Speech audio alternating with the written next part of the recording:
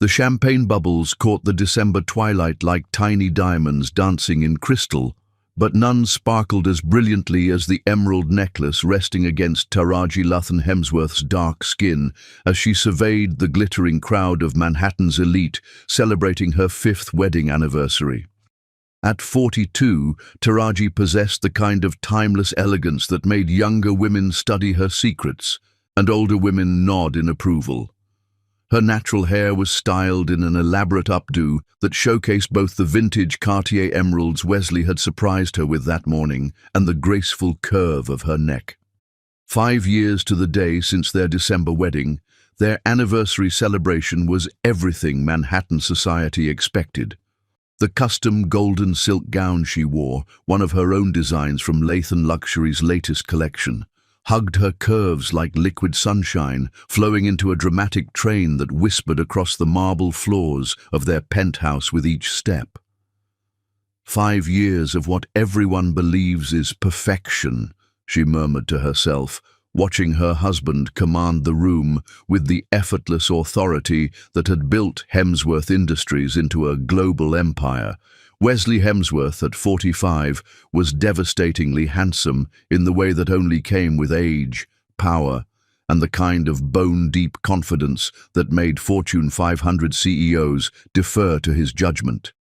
His dark hair showed distinguished silver at the temples, and those striking green eyes that had first captured her heart 8 years ago still made her pulse quicken when they found hers across a crowded room. 300 guests filled their penthouse: senators, celebrities, tech moguls, fashion royalty, and old money aristocrats who rarely deigned to attend anyone's private celebrations. But this wasn't just anyone's party. This was the 5th anniversary of the most talked-about power couple in Manhattan, and everyone who mattered had moved mountains to be here. Ladies and gentlemen, Wesley's rich baritone cut through the elegant chatter like warm honey, causing conversations to fade into expectant silence. He stood on the raised platform near the floor-to-ceiling windows, the glittering Manhattan skyline serving as his backdrop, looking every inch the billionaire king in his custom Tom Ford tuxedo. Taraji felt her heart flutter exactly as it had 8 years ago when he'd first spoken to her at the Metropolitan Museum's charity gala, though now she understood that flutter differently than she had then. Some things never changed, including the way this man could make any woman feel like the only person in the world, even when she knew better. 5 years ago tonight, I married the most extraordinary woman in Manhattan, Wesley continued, his voice carrying effortlessly across the room. But our story began 8 years ago when I thought I understood what success meant. I had built a technology empire, accumulated wealth that exceeded most nations' GDP, owned properties on every continent worth visiting. He paused, his piercing green eyes scanning the crowd before settling on Taraji with an intensity that sent familiar heat coursing through her veins. The guests seemed to hold their collective breath, sensing they were witnessing something intimate and profound. But I was a man living in a golden cage until this extraordinary woman walked into my life 8 years ago and taught me what true wealth actually looked like. He extended his hand toward her, and she felt every gaze in the room turn her way with the weight of expectation and envy. Taraji moved through the crowd with the fluid grace that had once graced runways before she discovered her true calling lay in creating beauty rather than merely displaying it. Wesley met her halfway, taking her hands in his with the reverence of a man handling priceless art. Taraji didn't just transform my cold penthouse with her revolutionary design vision, he said, his voice dropping to a more intimate register that somehow still carried to every corner of the room. She transformed my very soul. She took a calculating businessman who had forgotten how to feel and taught him how to love without reservation, without fear, without limits. The sincerity in his voice was so complete that several women in the audience visibly melted, their expressions softening with romantic longing. Even the cynical society photographers seemed momentarily enchanted. their cameras capturing every nuance of the couple's obvious devotion. "You turned my world from black and white into technicolor," Wesley whispered, loud enough for the nearby guests to hear, but intimate enough to feel like a private confession. "You are my heart, my inspiration, my queen." When his lips claimed hers, the kiss was passionate enough to make the society photographer's cameras flash frantically, yet tender enough to bring actual tears to the eyes of the romantic souls in attendance. Taraji melted into him, playing her role perfectly while her mind calculated every detail of the performance they were both delivering. The applause was thunderous, but Taraji barely heard it through the rushing sound of her own pulse. This man, this moment, this life they had built together. To everyone watching, it was everything anyone could ever dream of during those lean years when ambition was all you had to sustain you. "Get a room, you two," called out a familiar voice from the crowd, earning delighted laughter from the guests. Taraji turned to see Mirellen Cross approaching with a champagne flute in each hand and her trademark mischievous grin. At 38, Mirellen was Taraji's opposite in many ways: petite, where Taraji was statuesque; auburn-haired, where Taraji was raven black; spontaneous, where Taraji was methodical. But they shared the same fierce ambition and unshakable loyalty that had built Lathan Luxury from a pipe dream into an $800 million fashion empire. "Don't be jealous just because your love life consists of Netflix and premium ice cream," Taraji shot back, accepting one of the champagne flutes with a grin. It was their usual banter, polished from years of friendship and business partnership. "Hey, Ben and Jerry never let me down," Mirellen retorted. "Can't say the same about the male population of Manhattan." As the laughter died down and conversations resumed around them, Taraji found herself reflecting on the incredible journey that had brought her to this moment. 8 years ago, she had been designing wedding dresses in a cramped studio above a Korean restaurant in Queens, working 18-hour days just to keep the lights on and the creditors at bay. Then had come that life-changing night at the Met's Spring Gala, where she had donated several of her revolutionary fabric designs for the charity auction, hoping for exposure that might lead to her first real break. "Excuse me, but are you the designer behind these incredible textile innovations?"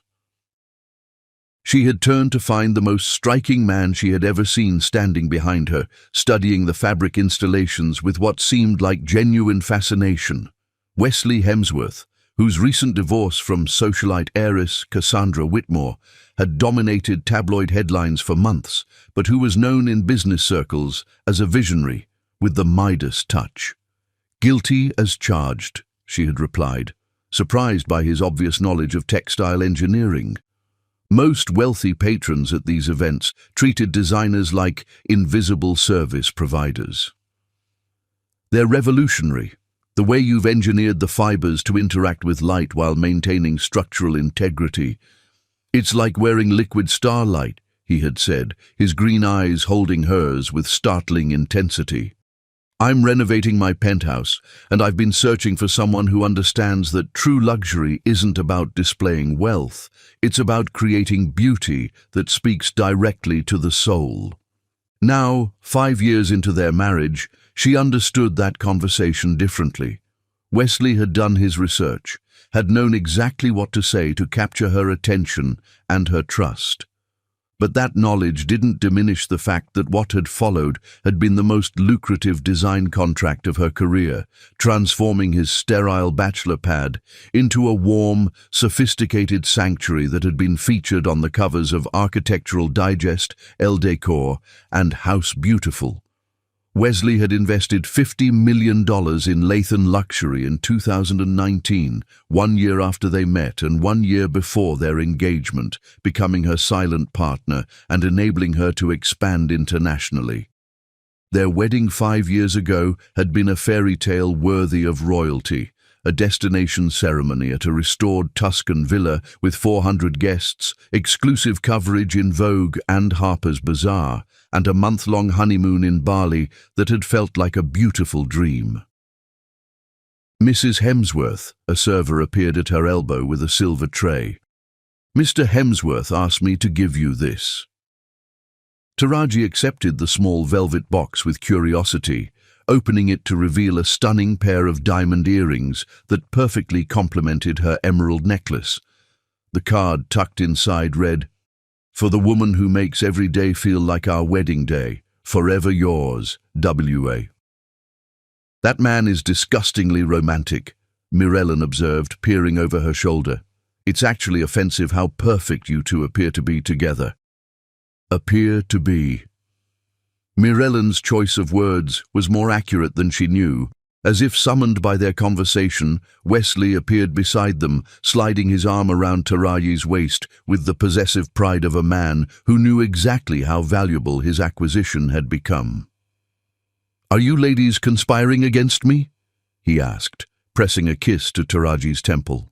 "Always," Mirellen replied cheerfully. "It's what best friends do." "Good thing I'm irresistible then," Wesley said with the kind of confident charm that should have been obnoxious but somehow managed to be endearing. "Your humility is truly inspiring," Taraji said dryly, earning another round of laughter. As the evening continued, Taraji moved through the party in a golden haze of performance. This was her life now, sophistication, success, and a love story that made other women sigh with envy. She had everything she had ever wanted, and tomorrow would bring even more possibilities. What none of the guests could have known was that exactly 7¾ years ago, just 2 months after Wesley had first approached her at the Met Gala, he had reconnected with his college girlfriend and begun an affair that would produce a daughter. A daughter who would soon make an innocent comment that would expose the truth about the man everyone believed to be Manhattan's most devoted husband. If only the distinguished guests raising champagne toasts to eternal love had known that by this time tomorrow their perfect power couple would be at the center of the most spectacular scandal in Manhattan's social history, and that one of them had been planning for this moment far longer than anyone could have imagined. Chapter 2: Silk Threads and Hidden Thorns. The morning light streaming through the penthouse's floor-to-ceiling windows turned everything into liquid gold, but nothing glowed quite as beautifully as Taraji's skin as she stood in their gourmet kitchen, wearing nothing but Wesley's crisp white dress shirt from the night before. She moved with unconscious grace as she prepared his favorite breakfast: steel-cut oats with fresh blueberries from their private rooftop garden, artisanal honey from a farm in Vermont, and Ethiopian coffee that cost more per pound than most people's weekly grocery budget. After 5 years of marriage, she had memorized every detail of his morning routine, from how he liked his coffee, black, no sugar, served at exactly 165 degrees, to the way he preferred his newspapers arranged: Wall Street Journal first, Financial Times second, New York Times business section third. "Good morning, beautiful," Wesley's voice rumbled behind her as strong arms encircled her waist. Even after 5 years, his touch still sent electricity racing through her nervous system, though now she understood that her body's response and her mind's calculations operated on entirely different frequencies. He nuzzled her neck, his morning stubble rough against her smooth skin, his breath warm and intimate. "Last night was perfect. You were perfect." She murmured, leaning back against his solid chest, inhaling his distinctive scent: sandalwood, bergamot, and something indefinably masculine that belonged only to him. The guests certainly seemed to enjoy themselves. "They always do when they're witnessing something real," Wesley said, and Taraji had to admire his ability to deliver lies with such complete conviction. She turned in his arms, struck again by how devastatingly handsome he was in the morning light.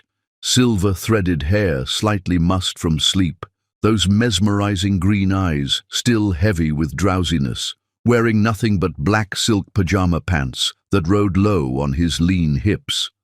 At 45, He maintained the physique of a man 20 years younger through religious adherence to his personal trainer and a diet that would make a monk weep with envy. "I love you," she said simply, the words carrying the exact weight of truth that the moment required. "And I love you," he replied, though something flickered across his features.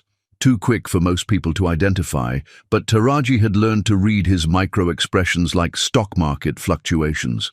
More than you could possibly know. The irony was that she knew exactly how much he loved her, precisely enough to maintain their profitable arrangement while protecting his more complicated commitments. It was actually quite romantic, in a sociopathic sort of way. As they settled into breakfast at their marble-topped island, surrounded by the warm luxury of their perfectly appointed kitchen, Taraji's mind drifted back to their fairy tale beginning. The transformation of their relationship from business partnership to passionate romance had been swift and overwhelming, like being caught in a beautiful hurricane that you only later realized had been carefully engineered by meteorologists. "I've been thinking about our European expansion," Wesley said, scrolling through emails on his phone while eating. "The Venetti deal opens up some interesting possibilities for broader market penetration." "Oh." Taraji kept her voice carefully neutral, though internally she smiled at how predictably he moved conversations toward business when he was planning something. "I think we should consider accelerating the timeline. Maybe fast-track some of the corporate restructuring to take advantage of favorable international tax considerations." Corporate restructuring. How romantic. Wesley's euphemisms for gradually stealing her company had become quite creative over the years. "That sounds complex," she said. "Would that affect the ownership structure we discussed last year?" "Potentially, but don't worry about the technical details. My attorneys can handle all the complicated legal work. You should focus on what you do best, creating beautiful things that make us both rich." The patronizing tone would have been infuriating if she hadn't been expecting it. Wesley had perfected the art of making theft sound like protection, manipulation sound like support. "Of course," she agreed. "I trust your judgment completely." The satisfaction that flickered across his features was quickly hidden, but she caught it. Wesley loved nothing more than confirmation that his psychological manipulation was working perfectly. A soft chime from the elevator interrupted their breakfast theater. Wesley frowned. It was only 8:30 in the morning, and they weren't expecting any visitors. The elevator doors opened to reveal Mirelin, looking uncharacteristically serious in a tailored navy blazer and designer jeans, her auburn hair swept into a professional chignon that suggested this wasn't a social call. "Sorry to interrupt the newlywed moment," she said, but her usual grin was notably absent. "Taraji, we need to discuss the quarterly financials before the board meeting." "Of course," Taraji said, immediately shifting into business mode. "Wesley, I'm sorry to cut breakfast short, but—" "Don't apologize for being brilliant," he said, pressing a kiss to her forehead. "Go build your empire. I'll be here when you get back, probably boring myself to death with quarterly reports." The phrase "your empire" was particularly amusing, considering that according to his legal documents, he now owned approximately 70% of it. But Wesley had always enjoyed allowing her to feel like she was in control while he systematically dismantled her autonomy. As Taraji headed upstairs to change, she caught Wesley's reflection in the hallway mirror, noticing how his expression changed the moment he thought she couldn't see him.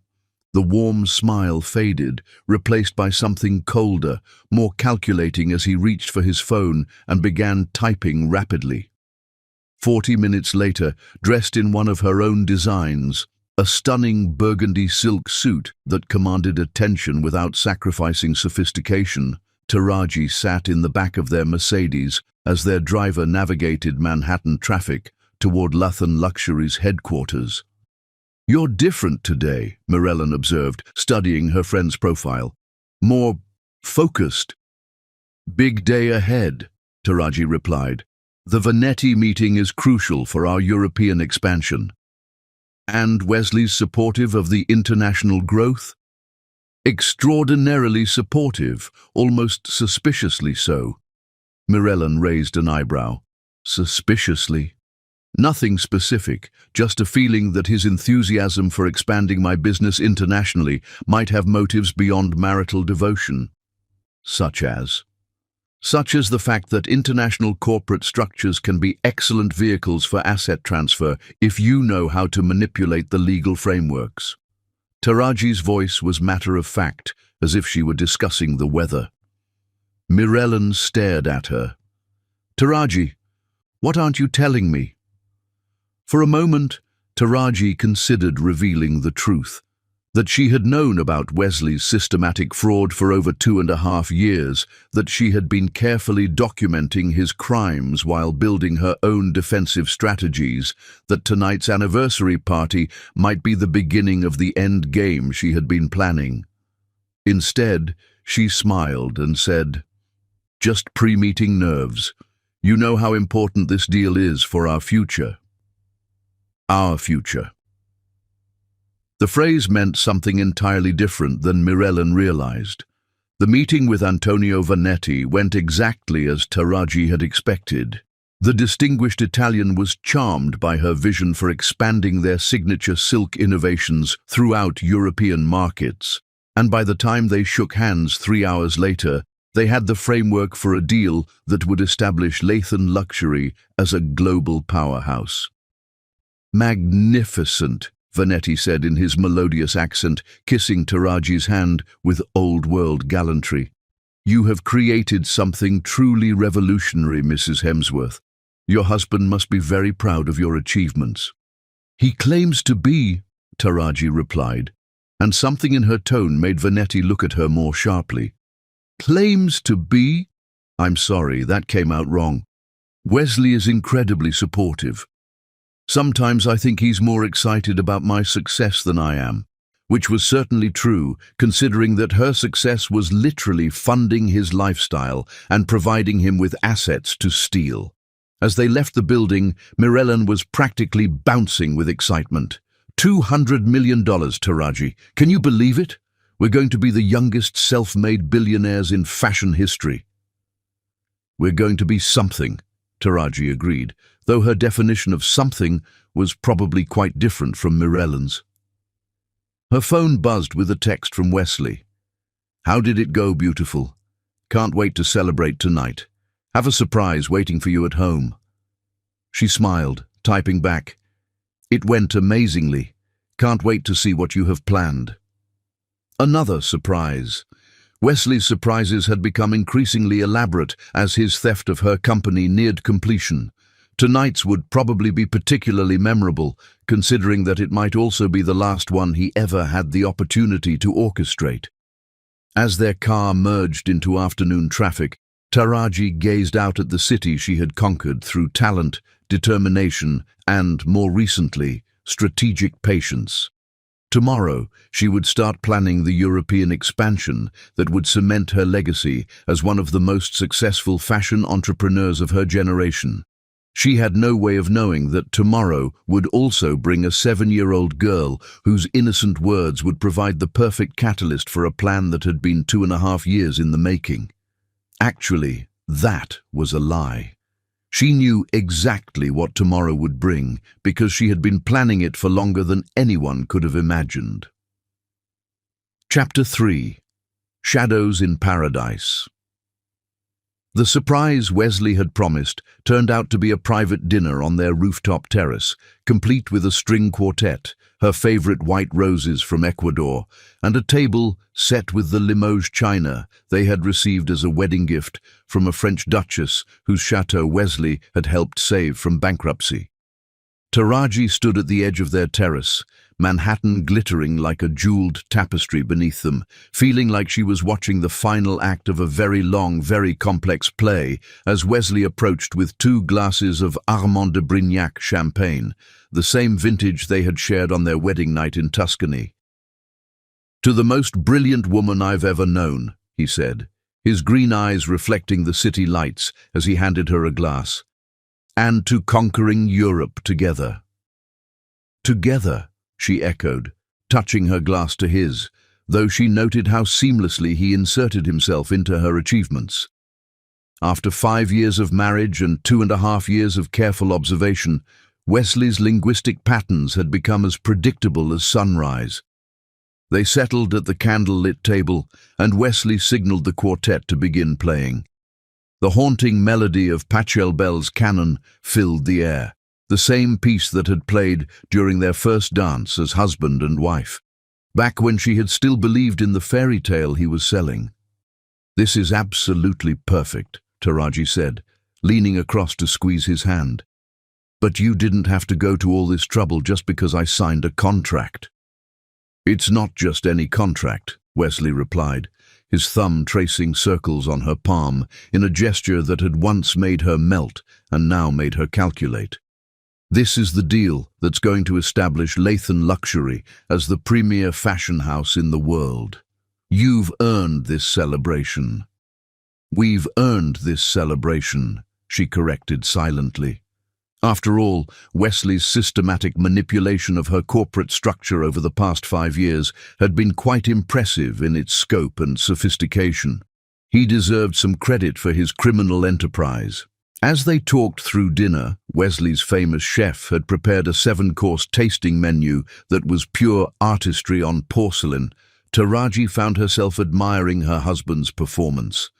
After 5 years, she knew every expression, every micro-emotion that crossed his features, but his ability to project sincerity while planning betrayal was genuinely remarkable.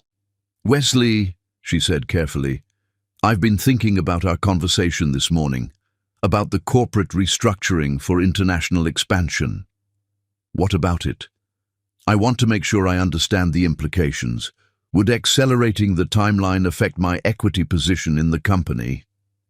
For just a moment, so briefly someone less observant might have missed it, his hand tightened around his wine glass. Then he smiled, the expression warm and reassuring, and completely rehearsed. "Sweetheart, you're overthinking this. The restructuring is designed to protect and enhance your position, not diminish it. My legal team has structured everything to maximize tax advantages while preserving your creative control." Creative control. Not ownership, not equity, not decision-making authority. Creative control, which was corporate speak for "you can keep designing pretty things while I own everything you create." "But hypothetically," she pressed, "if something happened to our marriage, what would happen to the company?" Wesley's fork paused halfway to his mouth. "Why would you ask something like that?" "Just curious about the legal protections. You know how paranoid I get about business security." "Nothing will happen to our marriage," he said firmly. "But if you're worried about it, we can always review the prenuptial agreements to make sure you feel completely protected. The prenuptial agreements that would leave her with essentially nothing if their marriage ended under any circumstances that could be construed as her fault. Those prenuptial agreements."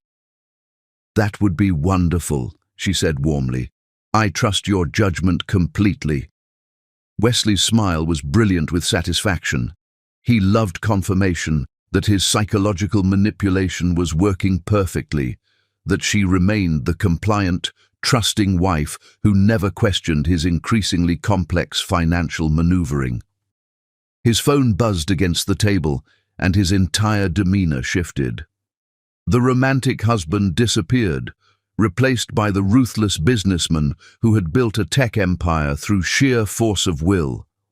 "I'm sorry, I have to take this," he said, already standing. "It's about the monthly arrangements."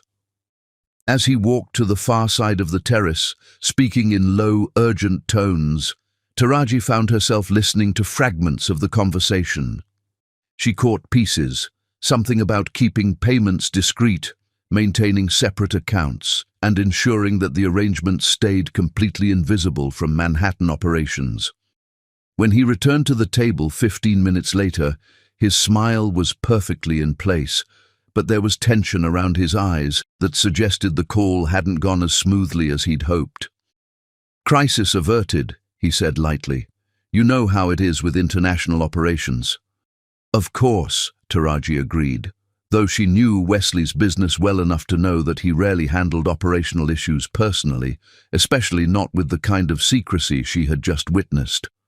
Her own phone rang, providing a welcome interruption to Wesley's increasingly transparent lies. "Zirelia," she answered, recognizing her college friend's number. "Is everything okay? It's pretty late."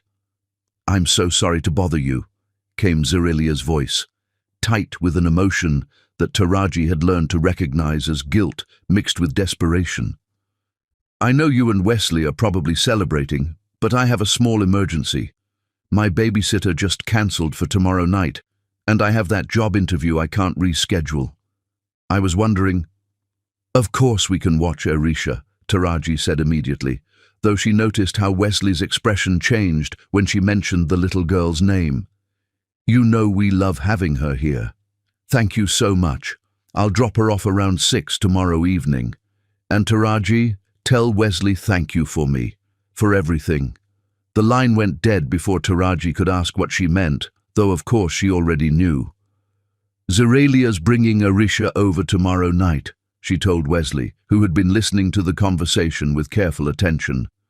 "That's fine," he said, but his tone was oddly flat. "I'll make sure to pick up some of those architectural supplies she likes." "You spoil that little girl," Taraji said fondly. "She adores you." Something flickered across Wesley's face. Guilt, fear, anticipation. It was gone too quickly for most people to identify, but Taraji had become an expert in reading her husband's micro-expressions. "All children should be spoiled sometimes," he said carefully, "especially ones who don't have stable father figures in their lives." It was a reasonable response, but something about his tone was off. Wesley had always been wonderful with children, but his relationship with 7-year-old Arisha seemed particularly intense. The child lit up around him in a way that suggested familiarity far beyond the occasional babysitting arrangement. "Wesley," she said slowly, "how often do you see Arisha when I'm not around?" "What do you mean?" "I mean, she seems very comfortable with you. More comfortable than I would expect for someone who only sees you occasionally when her mother needs help." Wesley's laugh sounded forced. "She's a sweet kid, and I enjoy encouraging her interest in architecture. Is there something wrong with that?" "No, of course not. I think it's wonderful that you take such an interest in her development." "Such an interest in his daughter's development," she corrected silently.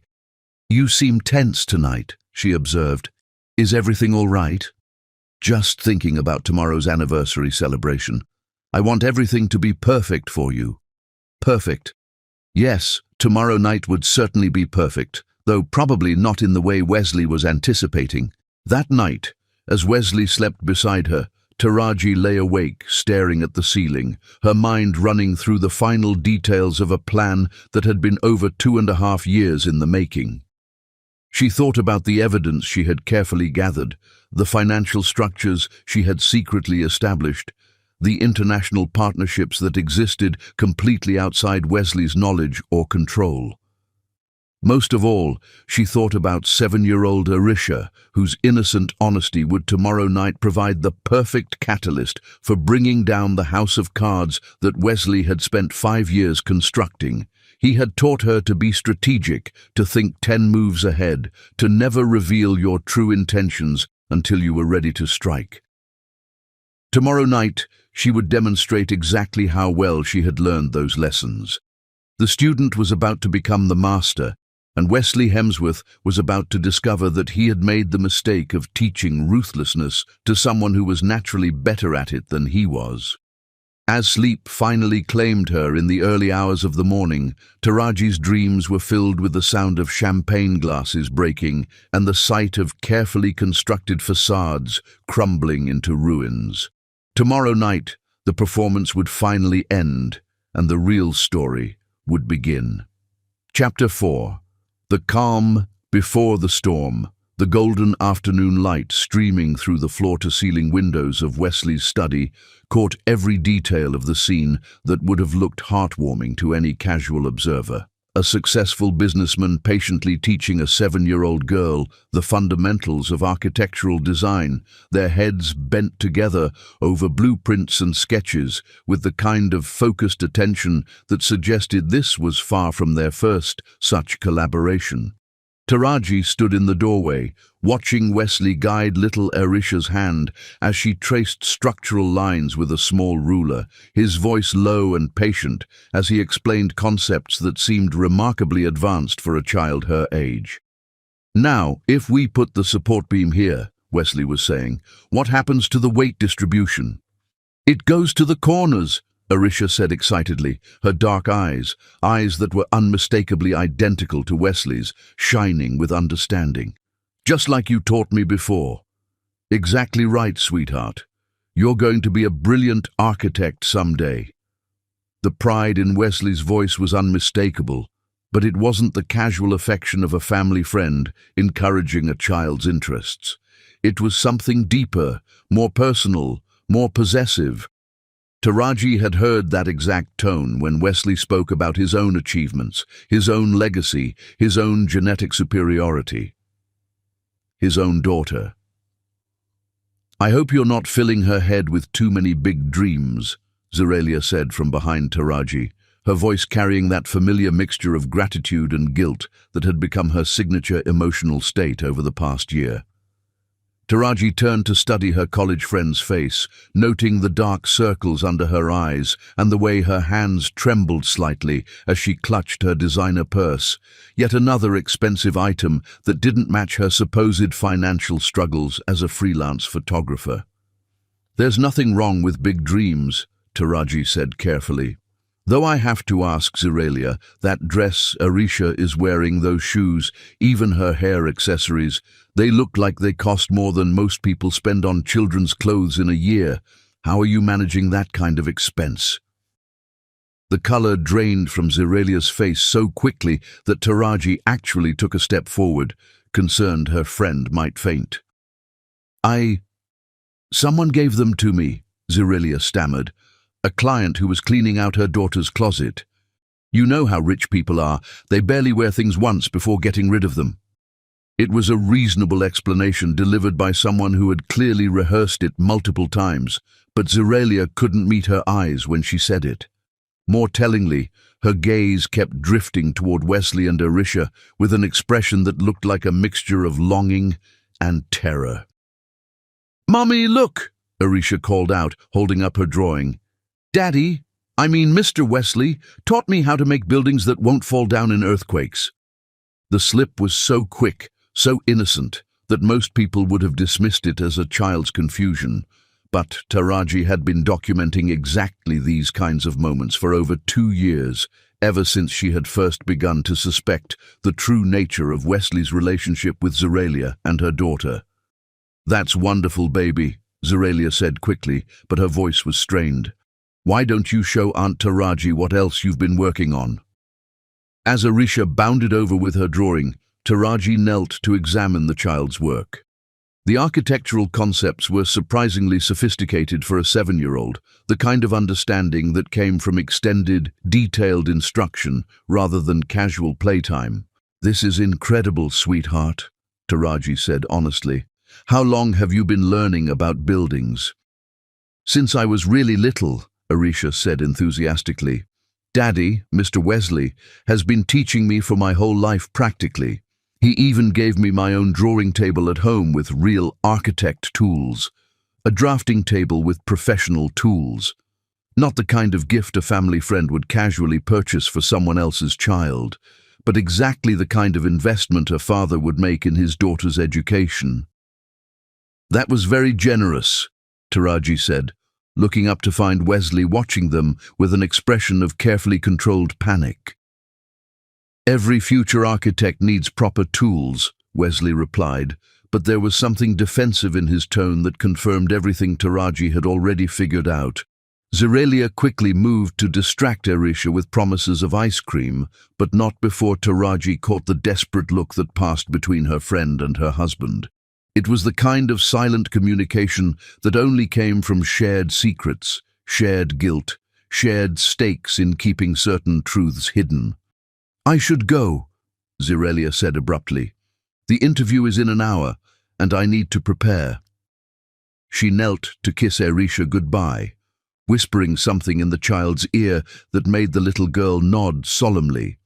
Then she stood, hugged Taraji quickly, and headed for the elevator without making eye contact with Wesley. "Thank you again," she called as the elevator doors closed. "I'll pick her up in the morning."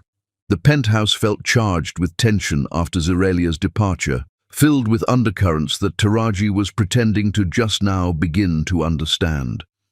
Wesley had returned to his study, supposedly to handle some urgent emails, while Arisha settled in the living room with her coloring books and the expensive art supplies that, Taraji now realized, were permanently kept in their guest room. How long had they been keeping art supplies specifically for this child? How often did Arisha visit when Taraji was conveniently away on business trips? "Aunt Taraji?" Arisha's small voice interrupted her spiraling thoughts.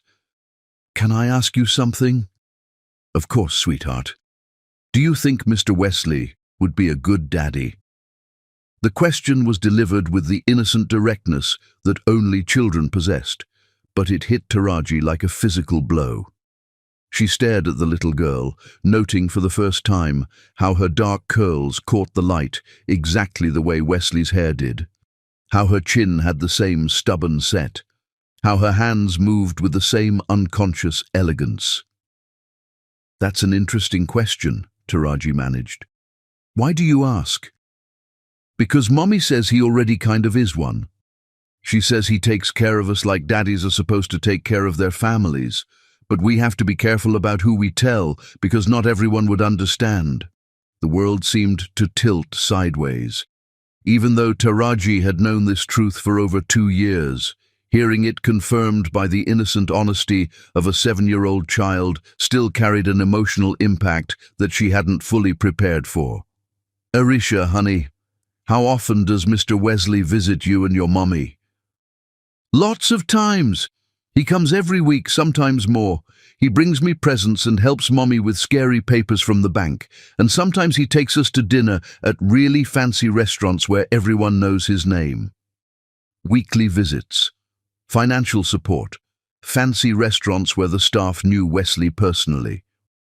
This wasn't casual friendship.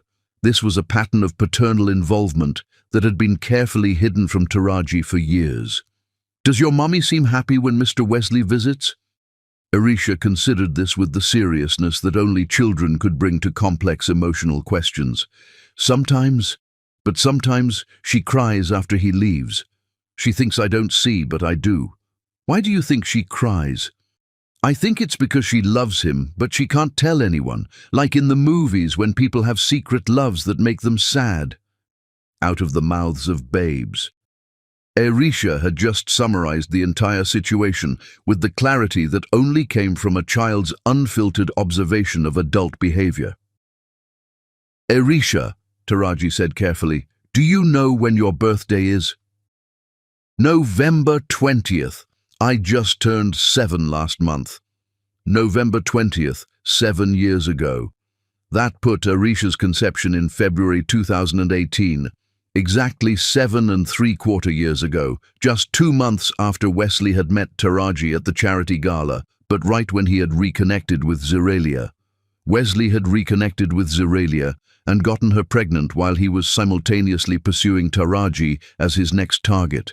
Then, when Arisha was born 7 years ago, he had continued developing his relationship with Taraji while maintaining his secret family.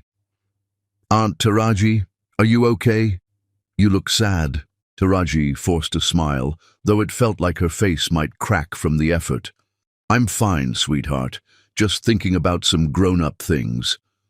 But she wasn't fine. Even though she had known this truth for over 2 years, even though she had been carefully planning for this moment, hearing it confirmed by the innocent honesty of a 7-year-old child still felt like having her heart ripped out of her chest and handed back to her in pieces. Wesley had been living a triple life since before their relationship had even begun. The man she had loved completely, trusted absolutely, built a future with.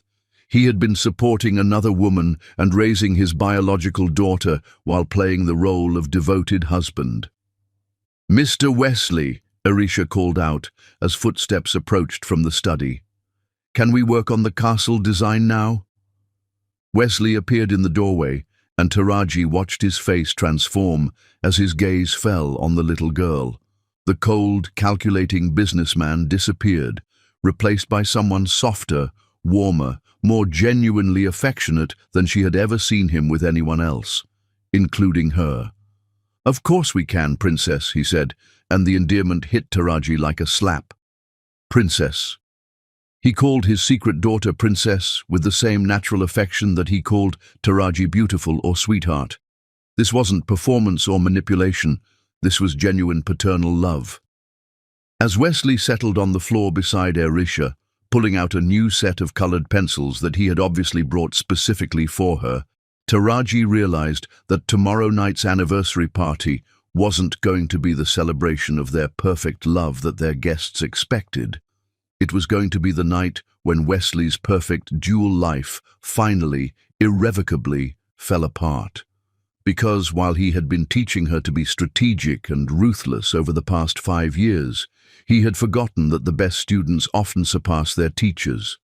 Tomorrow night, Arisha's innocent honesty would provide the catalyst, but the explosion that followed would be entirely Taraji's design. Wesley Hemsworth was about to learn that he had made the fatal error of underestimating the woman whose life he had tried to steal. Chapter 5. The First Earthquake. The crystal chandelier had never looked more magnificent than it did, reflecting off 300 champagne glasses raised in celebration. But Taraji Lathan Hemsworth felt like she was standing at the epicenter of an earthquake as she watched the final moments of her 5-year performance draw to its carefully orchestrated close.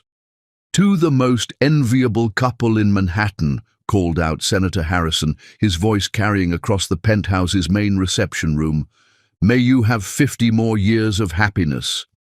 The crowd erupted in applause and hear-hears, but Taraji barely registered the sound. She was too busy watching 7-year-old Arisha, who had arrived an hour earlier with Zeralia and immediately sought out Wesley, like a compass needle finding true north. The child was currently standing near the windows, animated in conversation with Mirella about the architectural features of the building, but her eyes kept drifting to Wesley with unmistakable adoration, the kind of adoration that daughters reserved for their fathers.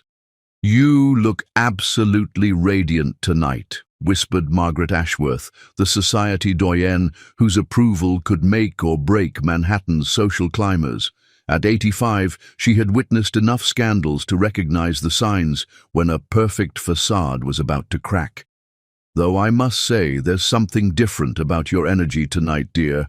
Something almost electric." "Just overwhelmed by all the love in the room," Taraji replied automatically, her social training allowing her to function even as she counted down the minutes until detonation.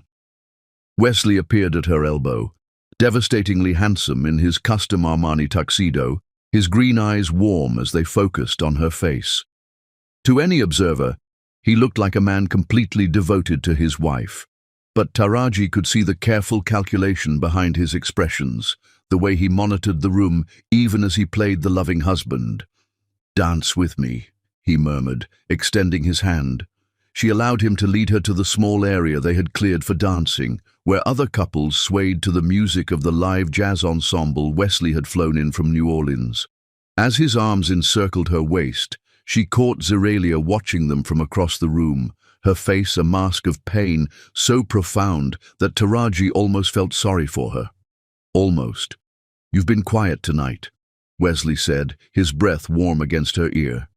"Are you feeling all right?" Just thinking about how perfect everything looks, she replied, and the irony of the truth disguised as small talk was almost delicious. It is perfect, he agreed, spinning her gracefully. We're perfect. The words that once would have made her heart soar now felt like the final lines of a play she was eager to finish. How many times had he said similar things to Zerelia? How many promises had he made that he never intended to keep? Wesley, she said carefully, I've been thinking about what we discussed regarding expansion, about building something that will last. She felt him tense almost imperceptibly, his hand tightening on her waist. What about it? I want to move faster. I want to start building our family. I'm 42, and if we're going to have children, let's not discuss this here. He interrupted, his voice carrying a sharp edge that made several nearby couples glance their way. When, then? Every time I bring it up, you change the subject or find an excuse to postpone the conversation. For a moment, his carefully constructed mask slipped, and she saw something ugly in his expression. Irritation, calculation, even a flash of what might have been panic. Taraji, you're being unreasonable. We've discussed this. The business expansion, the European deals, this isn't the right time. It's never the right time with you, she said, her voice carrying just enough to be heard by nearby dancers. But maybe that's because you already have a child. The words hung in the air between them like a live grenade. Wesley's face went completely white, his green eyes wide with shock and something that looked like terror. What are you talking about? I'm talking about Erisha. I'm talking about the weekly visits, the drafting table, the expensive clothes, the way she looks at you like you're the center of her universe. I'm talking about the fact that she has your eyes, your chin, your mannerisms. You're being paranoid, he said, but his voice lacked any conviction. Am I? Then explain to me why a 7-year-old child has been visiting our home regularly for years. Explain why you pay for her clothes, her toys, her education. Explain why she calls helping her with homework our special time together. Each accusation landed like a physical blow, and Wesley's facade cracked a little more with each word. Around them, other couples continued dancing, but Taraji could see Margaret Ashworth watching them with sharp, calculating eyes that missed nothing. Taraji, please, not here. Not here? Then where, Wesley? In the privacy of our bedroom while you continue lying to my face? In your study while you video call your other family? When exactly is the appropriate time to discuss the fact that my husband has been living a double life since before we even met? Ladies and gentlemen, the voice of their party coordinator cut through the music and conversation like a knife, drawing everyone's attention to the small stage where the jazz ensemble had been playing. Mr. and Mrs. Hemsworth would like to say a few words. The timing was perfect, exactly as Taraji had planned when she had arranged this moment 6 months ago. 300 pairs of eyes turned toward them expectantly, cameras and phones raised to capture what everyone assumed would be another romantic gesture from Manhattan's golden couple.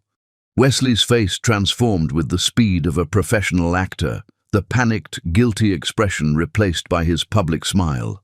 He took her hand, leading her toward the stage with the confidence of a man who had built his fortune on convincing people to believe in carefully constructed illusions.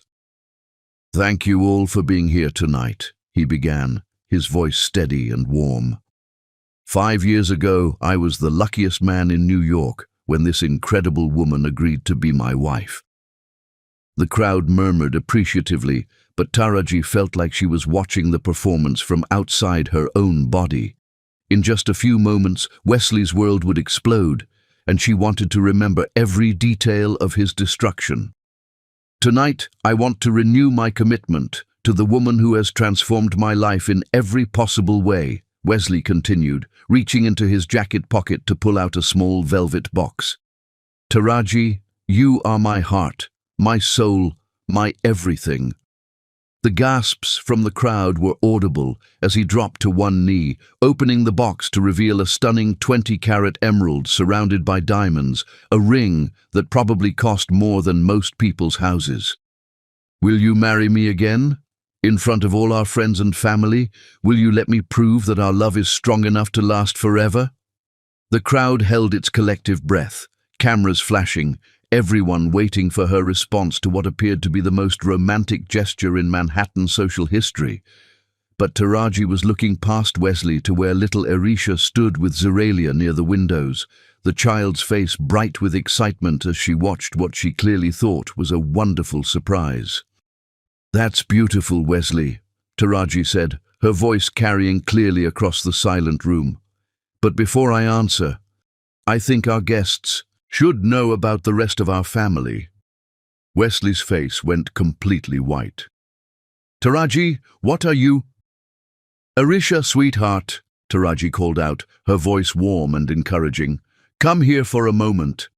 The little girl looked to her mother for permission, then ran across the room toward the stage, her excitement evident in every step. The crowd watched with indulgent smiles, charmed by the child's enthusiasm and completely unaware that they were about to witness the most spectacular revelation in Manhattan's social history. "Mr. Wesley!" Erisha exclaimed as she reached the stage. "Are you really going to marry Aunt Taraji again?" That's the plan, sweetheart," Wesley managed, still kneeling with the ring extended, trapped by his own romantic gesture. "That's so exciting!" Erisha bounced on her toes, then looked out at the sea of elegant guests. "Does this mean I can call you Daddy at the wedding instead of just at home?" The words echoed through the suddenly silent penthouse like a gunshot. 300 champagne glasses seemed to freeze mid-sip. The jazz ensemble's music faltered and stopped.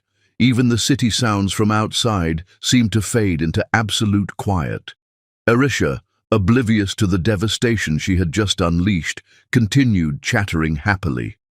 "Mommy always says I have to call you Mr. Wesley when other people are around, but you're my daddy.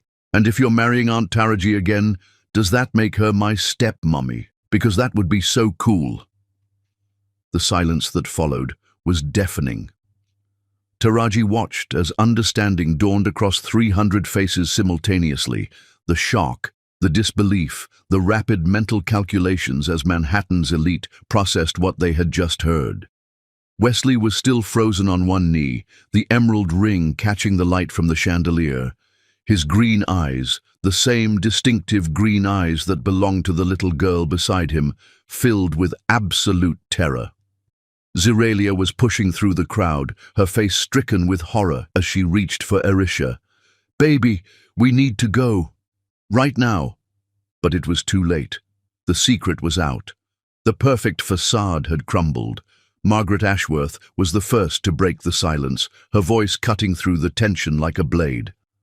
"Well," she said dryly, "this is certainly more entertaining than I expected." And with those words, the whispers began, a low murmur that grew steadily louder as 300 guests began to understand what they had just witnessed. Phone cameras were already recording, social media posts were being crafted, and the story of Wesley Hemsworth's secret family was about to become the scandal of the decade. Taraji stood on the stage, still wearing her perfect anniversary gown, still beautiful and poised and elegant, but now also publicly vindicated in front of everyone who mattered in her world. Wesley was still on one knee, the 20-carat ring in his outstretched hand, his carefully constructed life lying in ruins around him. And somewhere in the crowd, little Erisha was asking in confusion, "Did I say something wrong?" The first earthquake was complete, but as Taraji looked out at the sea of shocked faces, she smiled, because this was only the beginning. Chapter 6. The Deeper Betrayal. The silence that followed Erisha's innocent confession stretched like a taut wire about to snap, until Taraji realized that 300 pairs of eyes were still focused on her, waiting to see how Manhattan's most enviable wife would respond to the revelation that her perfect marriage had been built on the most devastating foundation of lies. She looked down at Wesley, still frozen on one knee, with the 20-carat emerald ring extended toward her like an offering to gods who had already turned their backs on him. His green eyes, those same distinctive green eyes that she now knew beyond doubt belonged to little Erisha, held a desperation so profound that for a moment she almost felt sorry for him. Almost. "Get up, Wesley," she said quietly, her voice carrying clearly in the unnatural hush that had fallen over the penthouse. "Taraji, please let me explain. I said get up." Wesley rose slowly, his hands shaking as he closed the ring box. Around them, the society photographers' cameras continued to flash, capturing every moment of what would undoubtedly become the most talked-about scandal in Manhattan social history. "Ladies and gentlemen," Taraji said, her voice gaining strength as she addressed the crowd. Years of running board meetings and fashion presentations had taught her how to command a room, even when her carefully orchestrated world was appearing to crumble around her. "Thank you for celebrating what we thought was our 5th anniversary. Unfortunately, it appears the party is over." The murmur that had been building finally broke free, becoming a wave of shocked conversation as guests processed what they had just witnessed. Zirelia had managed to collect Arisha and was pushing toward the elevator, the little girl's confused questions barely audible over the growing noise. "Thank you all for coming," Wesley said, attempting to salvage some dignity from the wreckage.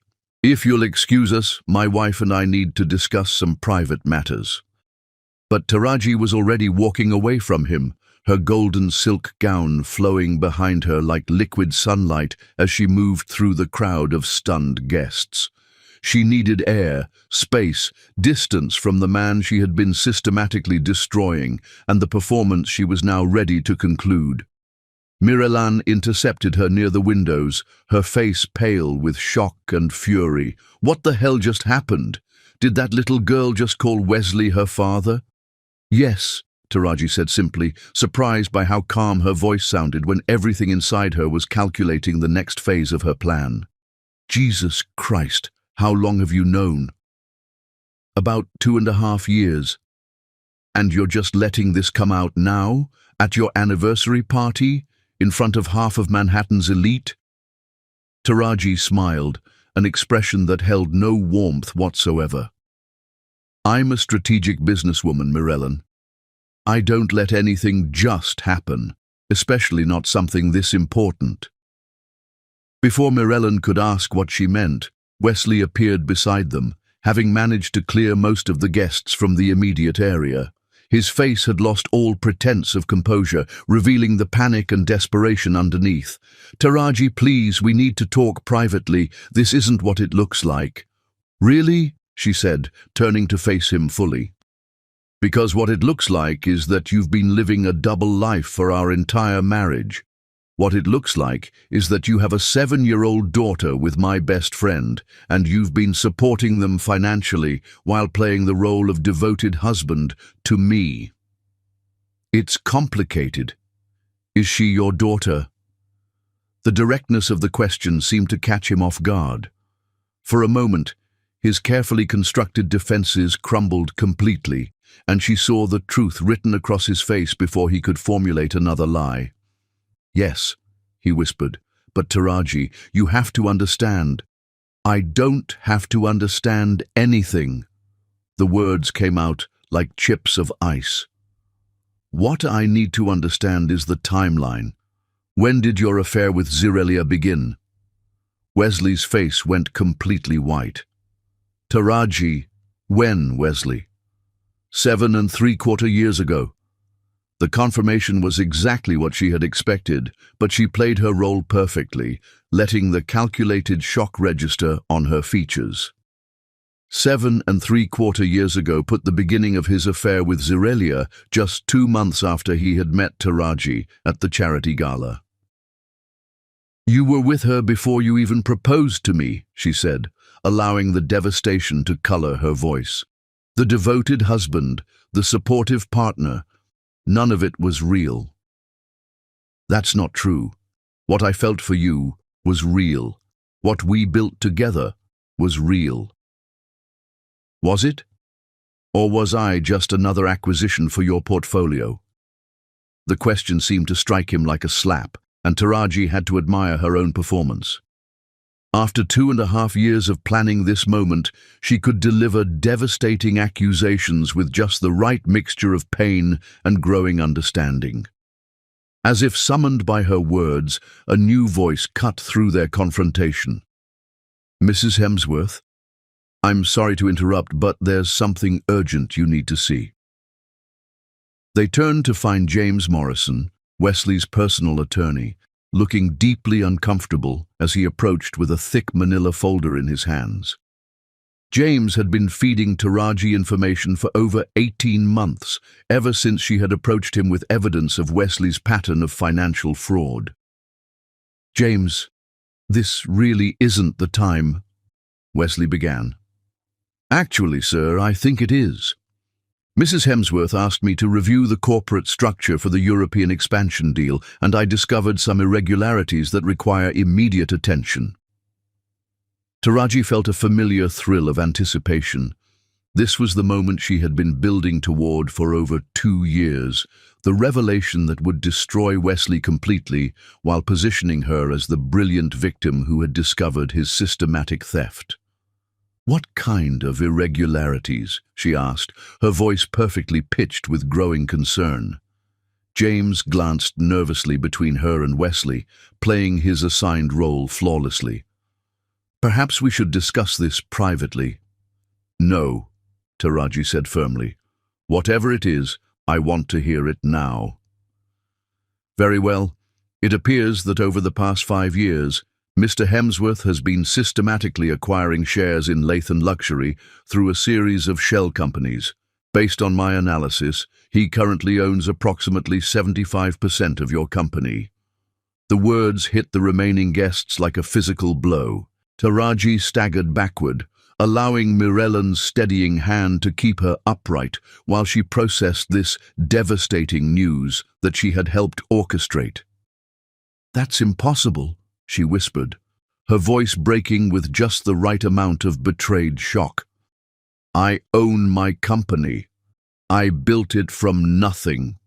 "Yes, ma'am, you did, but the convertible preferred stock arrangement from Mr. Hemsworth's initial investment included clauses that allowed him to acquire additional shares under certain circumstances. He's been exercising those options regularly, using profits from Hemsworth Industries to purchase equity through intermediary companies."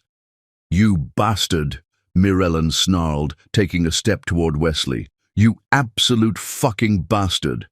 "It's not what you think," Wesley said desperately. "I was protecting the company, protecting our future." "Protecting it from whom?" Taraji asked, her voice dangerously quiet. "From me? You don't understand business the way I do. Fashion is volatile, unpredictable. I was ensuring that Lathan Luxury would survive market fluctuations, economic downturns, by stealing it from me, by securing it for our future, for our family." "What family?" The words exploded out of her with enough force to make nearby guests turn and stare. "You already have a family. You have a daughter with another woman, and now I find out you've been slowly stealing my company for 5 years. I can explain everything." "Can you explain the prenuptial agreement?" James Morrison interrupted quietly, right on cue. "Because that's another issue we need to discuss publicly." Taraji turned to stare at the attorney, delivering her lines with perfect timing. "Yes. Let's make sure everyone understands what the prenup contains.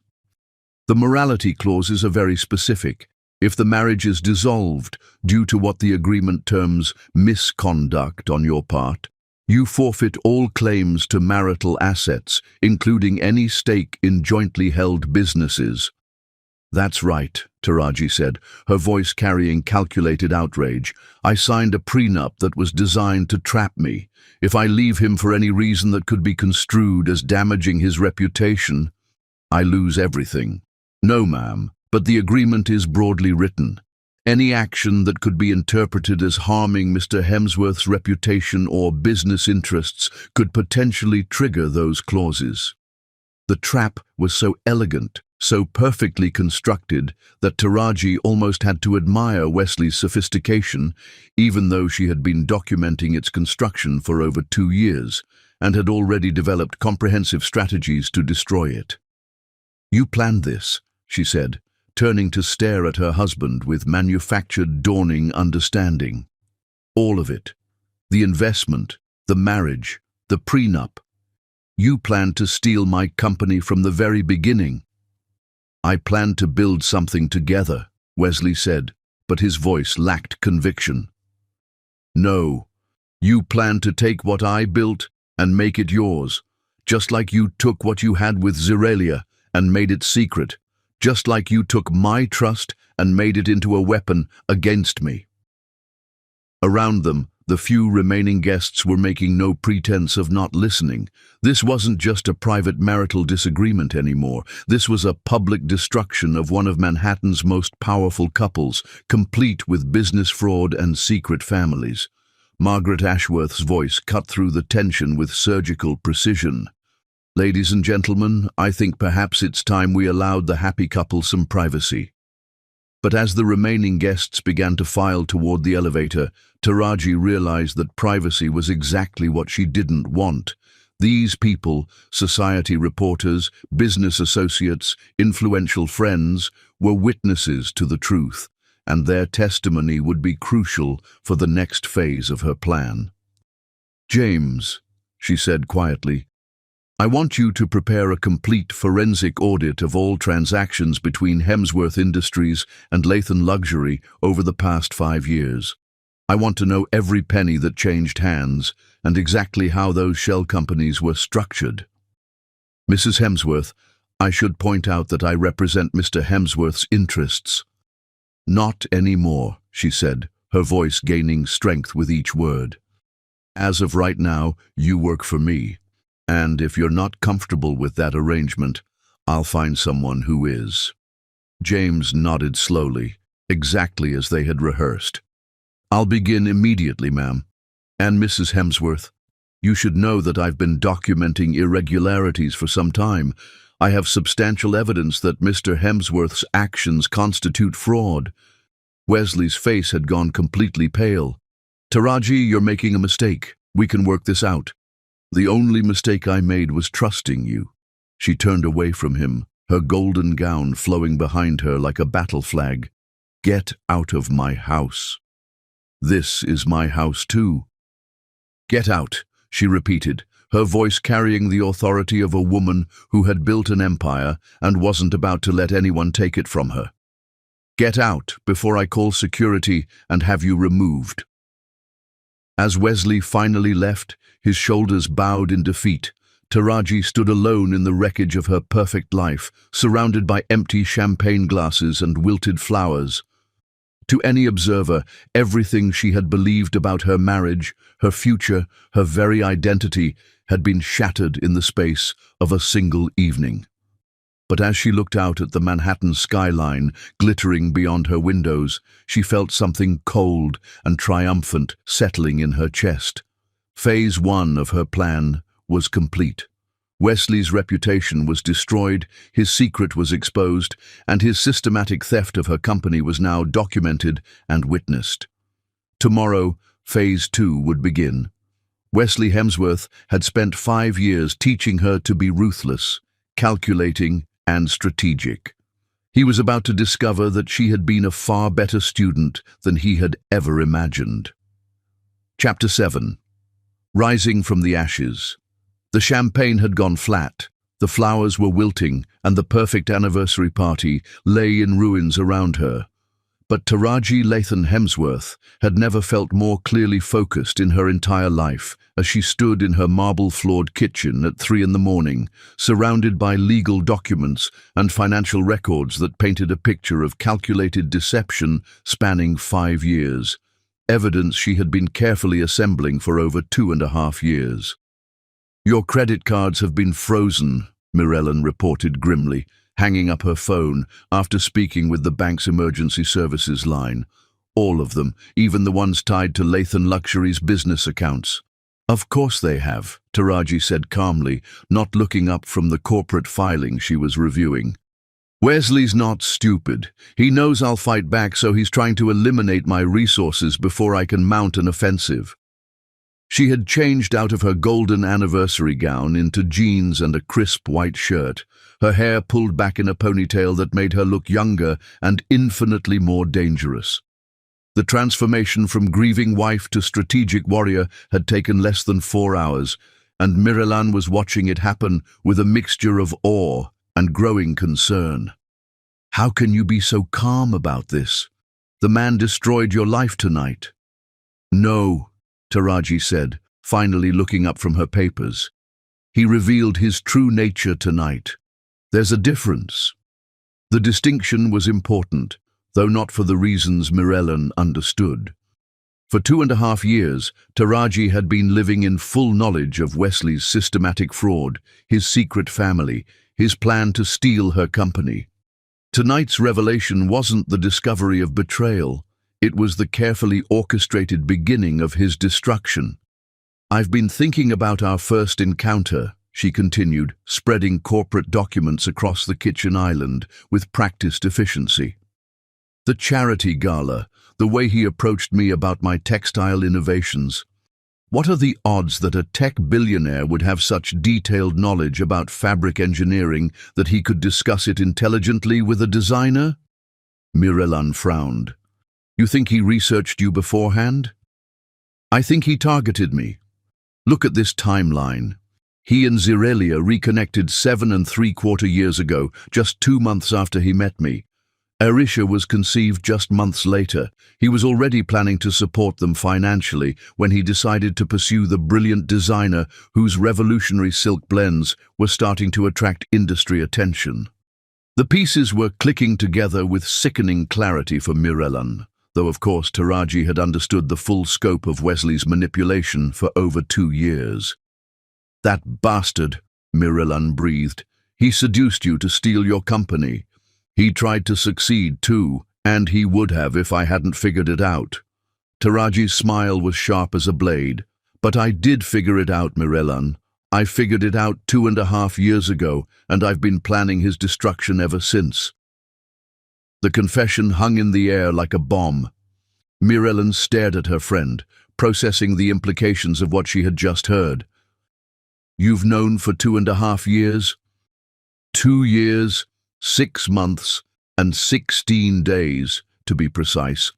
I discovered the shell companies, the systematic stock acquisition, and his relationship with Zirelia when I hired a private investigator to look into some suspicious financial transfers. "And you said nothing? You let him continue stealing from you?" "I let him think he was stealing from me while I systematically documented every transaction, every lie, every breach of fiduciary duty. Do you know how much evidence I've accumulated? Enough to send him to prison for 20 years and recover every penny he's stolen, plus punitive damages." Mirelan was staring at her as if seeing her for the first time. "You've been playing him." "I've been destroying him, methodically, comprehensively, and completely. Wesley taught me to think strategically, to plan 10 moves ahead, to never reveal your true intentions until you're ready to strike. Tonight was my opening move." A soft chime from the elevator interrupted their conversation. Taraji checked her watch, 3:30 in the morning, right on schedule. The elevator doors opened to reveal Zirelia, looking haggard and desperate, her designer dress wrinkled and her makeup smeared. She stepped into the penthouse hesitantly, exactly as Taraji had known she would. "I know you probably don't want to see me," she began, her voice shaky, "but I had to come. I had to try to explain." "Explain what?" Taraji asked, her tone perfectly calibrated between pain and growing anger. "How you've been sleeping with my husband for 7.75 years. How you let me plan your birthday parties and buy Christmas presents for your daughter while you both laughed about what a fool I was." "It wasn't like that," Zirelia cried, right on cue. "I never laughed about you. I hated what we were doing. I hated lying to you every single day. But you did it anyway. Because I loved him. I've loved Wesley since college, since before either of us knew you existed.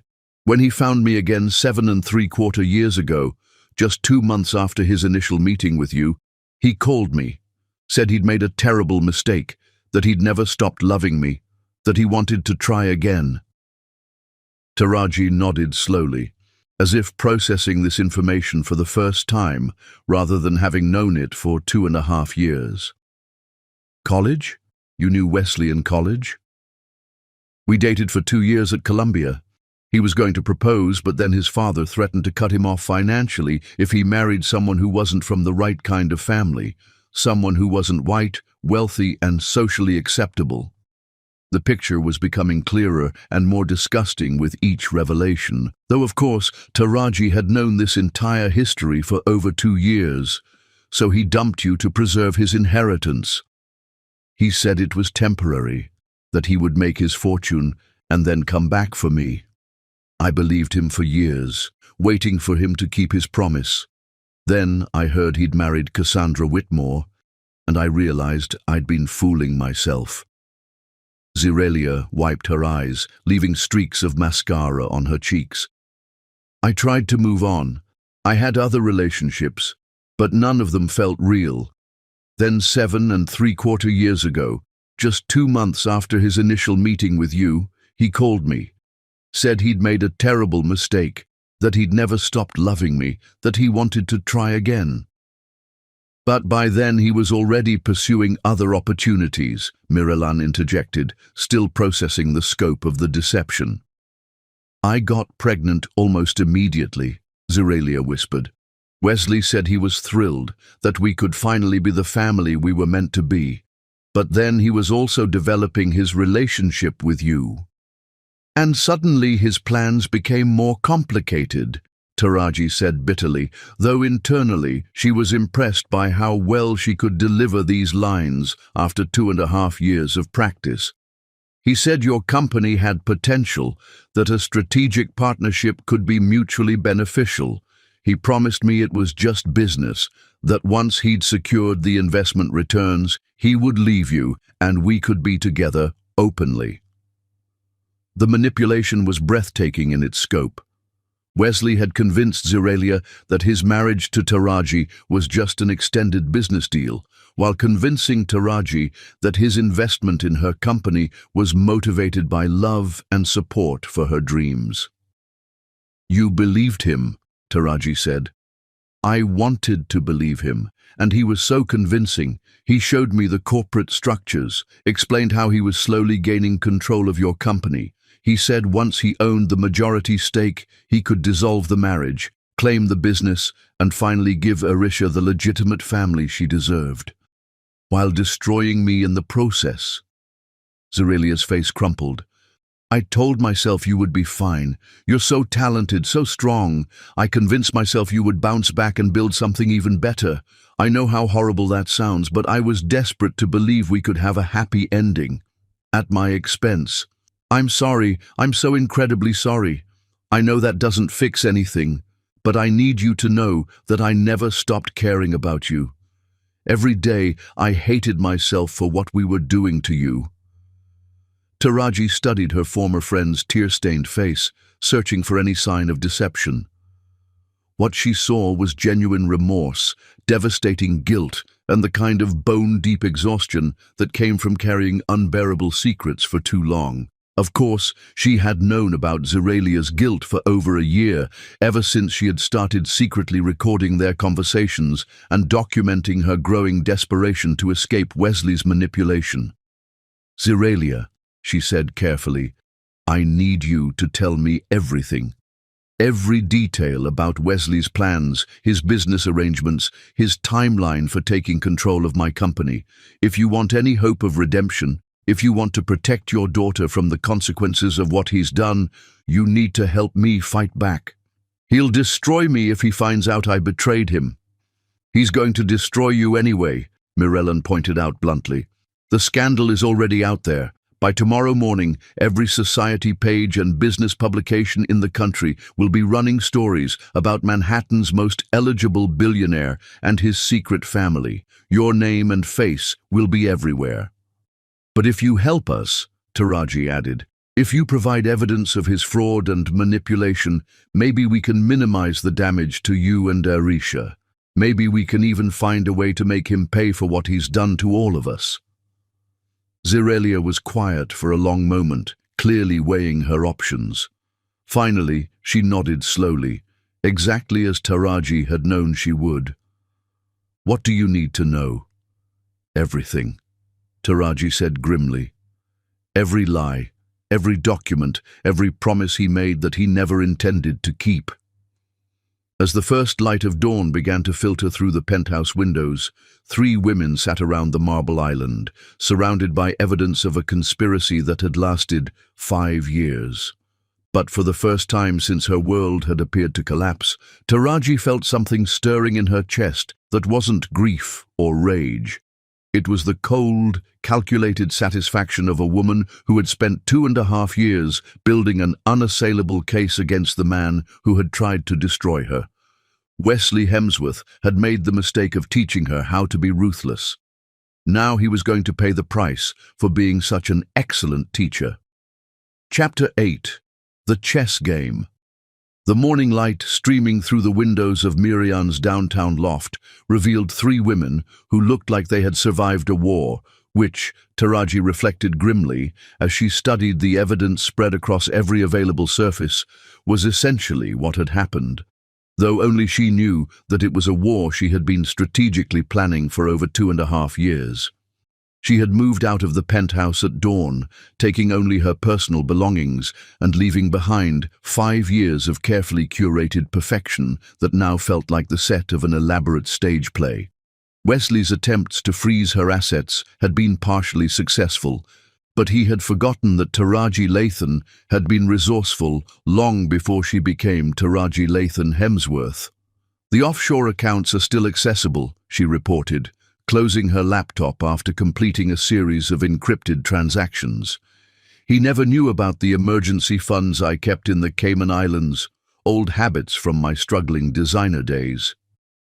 "How much?" Mirellen asked, looking up from the legal documents she'd been reviewing. "Enough to wage war." Taraji's smile was sharp as a blade. "Wesley taught me to be paranoid about financial security. I just never told him exactly how paranoid I'd become." What she didn't mention was that those offshore accounts contained far more than emergency funds. For the past 2.5 years, she had been systematically moving money out of their joint accounts and into untraceable investments, building a war chest specifically designed to finance Wesley's destruction. Zirelia sat in the corner, looking pale and exhausted, but determined. She had spent the night providing a detailed timeline of Wesley's manipulation, complete with copies of documents he had carelessly left in her apartment and recordings of conversations she had made on her phone during their more volatile arguments. "He never suspected I was documenting anything," she said quietly. "He was so confident in his control over both of us that he got sloppy." The evidence was damning, though of course Taraji had been collecting similar documentation for much longer. Wesley's plan had been methodical and sophisticated. Identify a talented entrepreneur with revolutionary products, initiate a romantic relationship to gain access to her business, invest money with carefully hidden strings attached, slowly acquire controlling interest through shell companies, then dissolve the marriage while retaining control of the company and its innovations. "He's done this before," Taraji said, studying financial records that James Morrison had provided during their secret collaboration over the past 18 months. 3 times, actually. Always brilliant women with innovative businesses, always the same pattern of romantic pursuit followed by systematic financial acquisition. "What happened to the others?" Mirellen asked. "One suicide, one moved to Europe and never spoke publicly about it. One is currently fighting him in litigation that's been dragging on for 4 years. Taraji's voice was coldly furious, though internally she was satisfied that her research had been so thorough. "Jesus Christ," Mirellen breathed. "Wesley Hemsworth is a serial predator who targets successful women and destroys their lives for profit." "Was," Taraji corrected. "Past tense. because this time he chose the wrong target. Her phone buzzed with an incoming call from a number she recognized. Antonio Vanetti, the Italian fashion house owner whose European distribution deal had been the cornerstone of her defensive strategy. "Mrs. Hemsworth," his melodious accent was carefully neutral. "I trust you are managing well considering the circumstances." "I've been better, Antonio.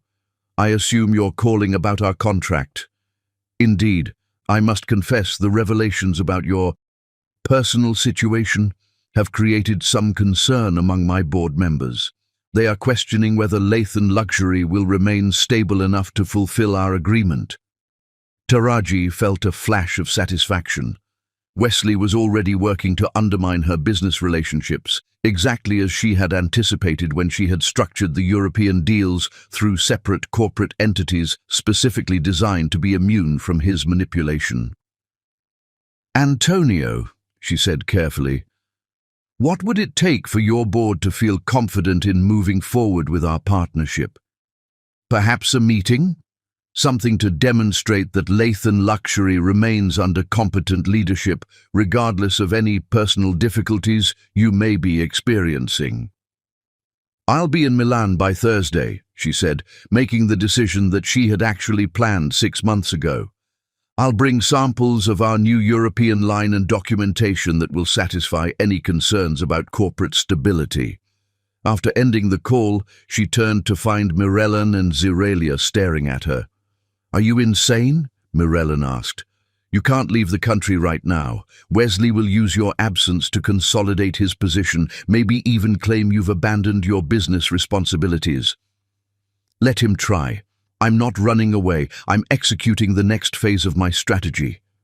She moved to her laptop, pulling up flight schedules and hotel reservations that she had booked months ago under an assumed name. "Wesley thinks he can destroy my reputation and steal my company while I cower in hiding. Instead, I'm going to do what I do best. I'm going to sell fashion to people who appreciate excellence. But the legal proceedings will continue whether I'm in Manhattan or Milan. James can handle the initial filings and we'll coordinate everything remotely. Meanwhile, I'll be securing the international contracts that represent Lathan Luxury's real future." It was a strategy she had been developing for over a year, recognizing that Wesley's focus on domestic assets made him vulnerable to international maneuvering. "There's something else," Zirelia said hesitantly. "Something I haven't told you yet." Taraji looked up from her laptop, though she suspected she knew what was coming. "Wesley has been meeting with competitors, specifically with Marcus Chen at Silk Dynasty. I saw them together 3 times last month, and it wasn't social." Marcus Chen was the CEO of Silk Dynasty, Lathan Luxury's primary rival in the high-end textile market. If Wesley was collaborating with him, it could only mean one thing.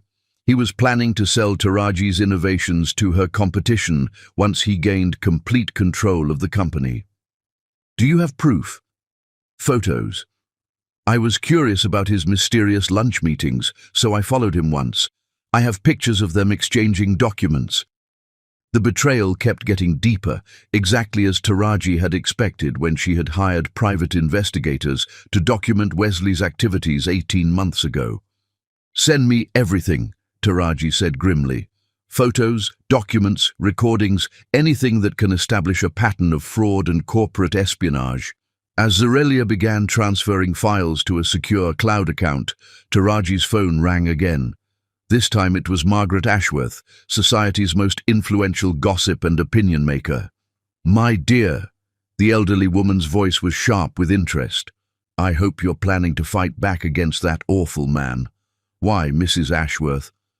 "Because I've seen his type before, and they never stop unless someone stops them.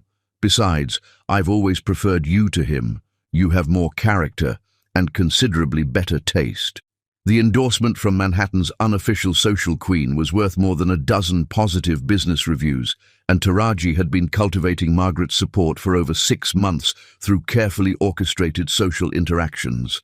"I would be honored by your support," Taraji said carefully. "You have it completely." And I want you to know that several of us, the women Wesley charmed at various social functions over the years, have been comparing notes. We've identified at least 6 others he pursued before settling on you. Other business targets? Precisely. He has a very specific type. Brilliant, successful, beautiful women with companies he wants to acquire. We're prepared to testify about his pattern of predatory behavior if it becomes necessary. By the time Taraji hung up, she was smiling for the first time since the anniversary disaster. Wesley had spent years building a network of influential connections, but he had forgotten that those same connections included the women he had investigated as potential targets. "What's happening?" Mirellen asked, noting her expression. "I'm remembering something my mother used to say, if you want to destroy a man, let him think he's already won."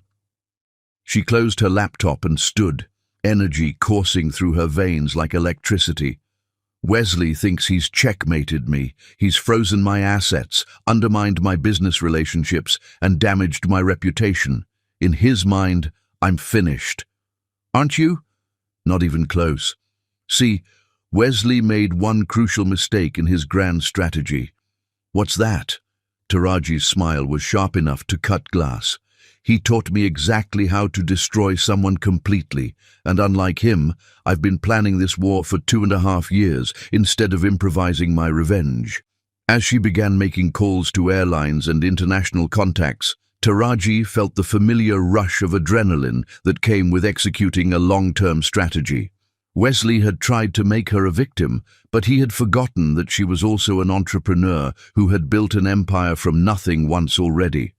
Now she was going to show him what happened when you declared war on someone who had been preparing for battle far longer than you realized, and who had learned your tactics well enough to use them against you with devastating effectiveness. Chapter 9. The Reckoning. The Milan courthouse had never seen a more elegant woman facing corporate fraud charges than Taraji Lathan as she emerged from her limousine on a crisp October morning, 6 months after her world had appeared to explode at what should have been a perfect anniversary celebration.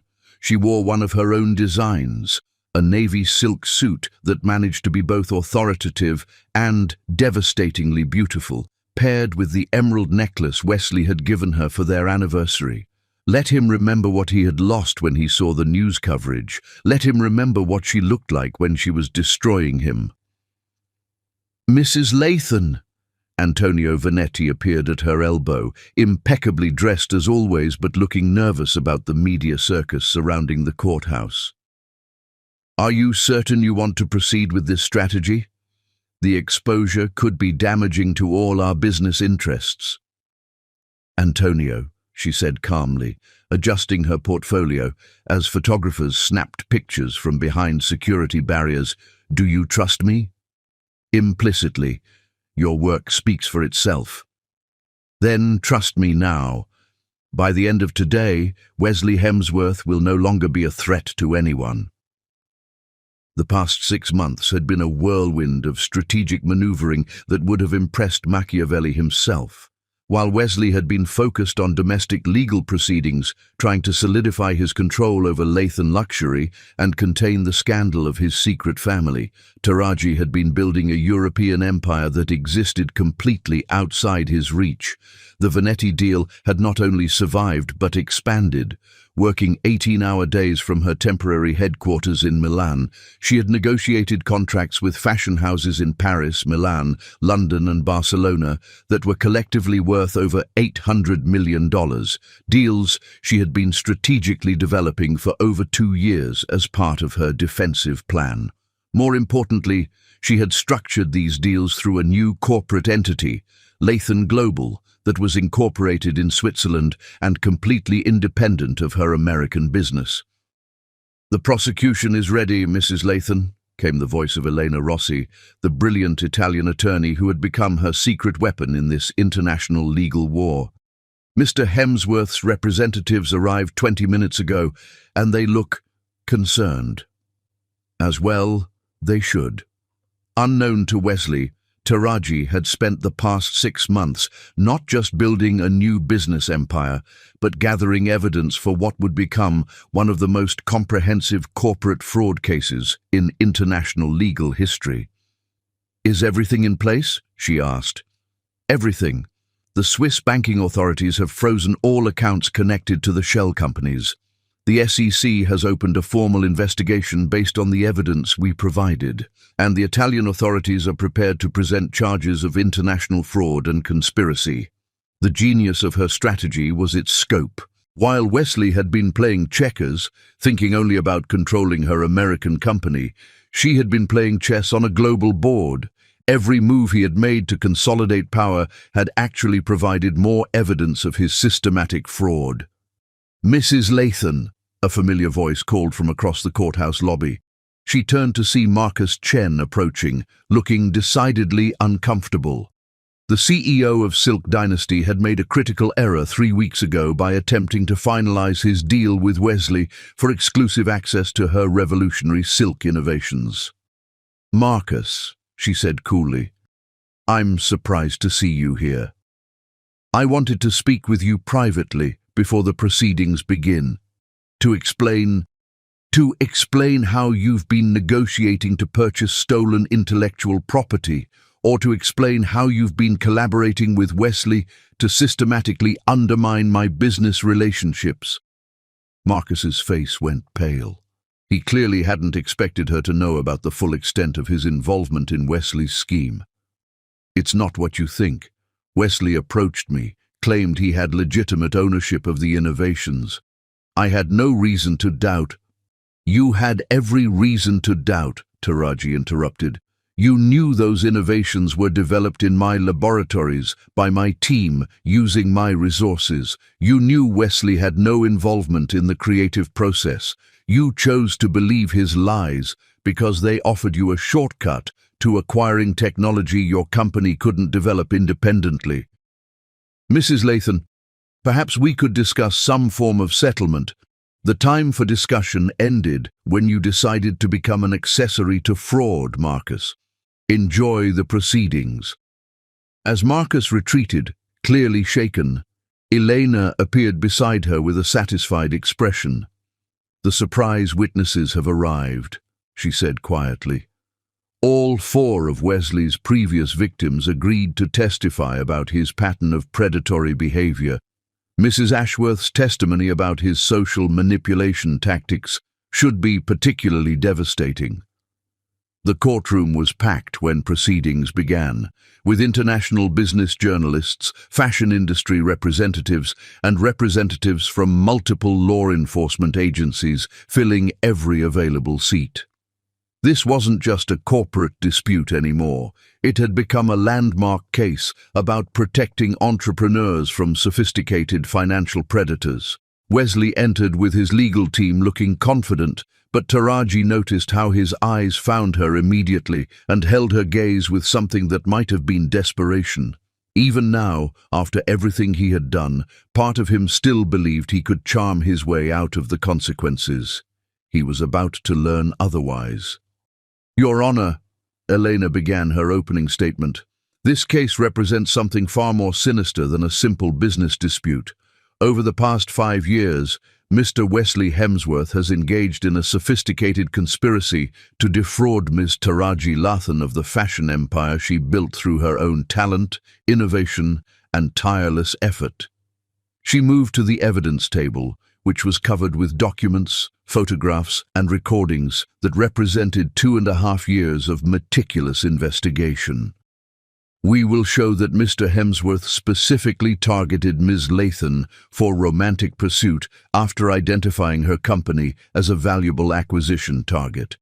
We will prove that his investment in Lathan Luxury was structured from the beginning to allow him to eventually seize control of the company through a series of deliberately obscured legal mechanisms." Wesley's lead attorney, David Thornfield, stood to object, but Elena continued smoothly. "Furthermore, we will demonstrate that this pattern of behavior has been repeated multiple times, with Mr. Hemsworth targeting at least 4 other successful female entrepreneurs in similar schemes over the past decade." The first witness was Dr. Amanda Richardson, a biotechnology entrepreneur whose company had been acquired by Wesley through nearly identical tactics 7 years earlier. Her testimony was devastating, describing in clinical detail how Wesley had pursued her romantically, invested in her company, slowly gained control through hidden legal mechanisms, and then divorced her while retaining ownership of her life's work. "He was so charming, so supportive," she said, her voice steady but pained. "I thought I had found a partner who understood my vision. I had no idea I was being systematically manipulated and robbed." The second witness was Margaret Ashworth, whose testimony about Wesley's social maneuvering and his obvious targeting of successful women sent ripples of shock through the courtroom. Her decades of experience observing Manhattan's elite gave her words tremendous credibility, but the most damaging testimony came from an unexpected source, Erisha herself. Zerelia had provided recordings from the child's tablet, innocent videos of a 7-year-old girl playing and talking, but clearly showing Wesley in her apartment, discussing business strategies and referring to Taraji as the target rather than by name. "Daddy says we have to be quiet about our family because the target doesn't understand business yet," Erisha's innocent voice echoed through the silent courtroom.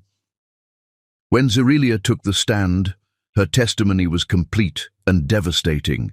She provided detailed accounts of Wesley's manipulation, his promises about dissolving his marriage once he gained control of Taraji's company, and his explicit statements about viewing the marriage as a business arrangement rather than a personal relationship.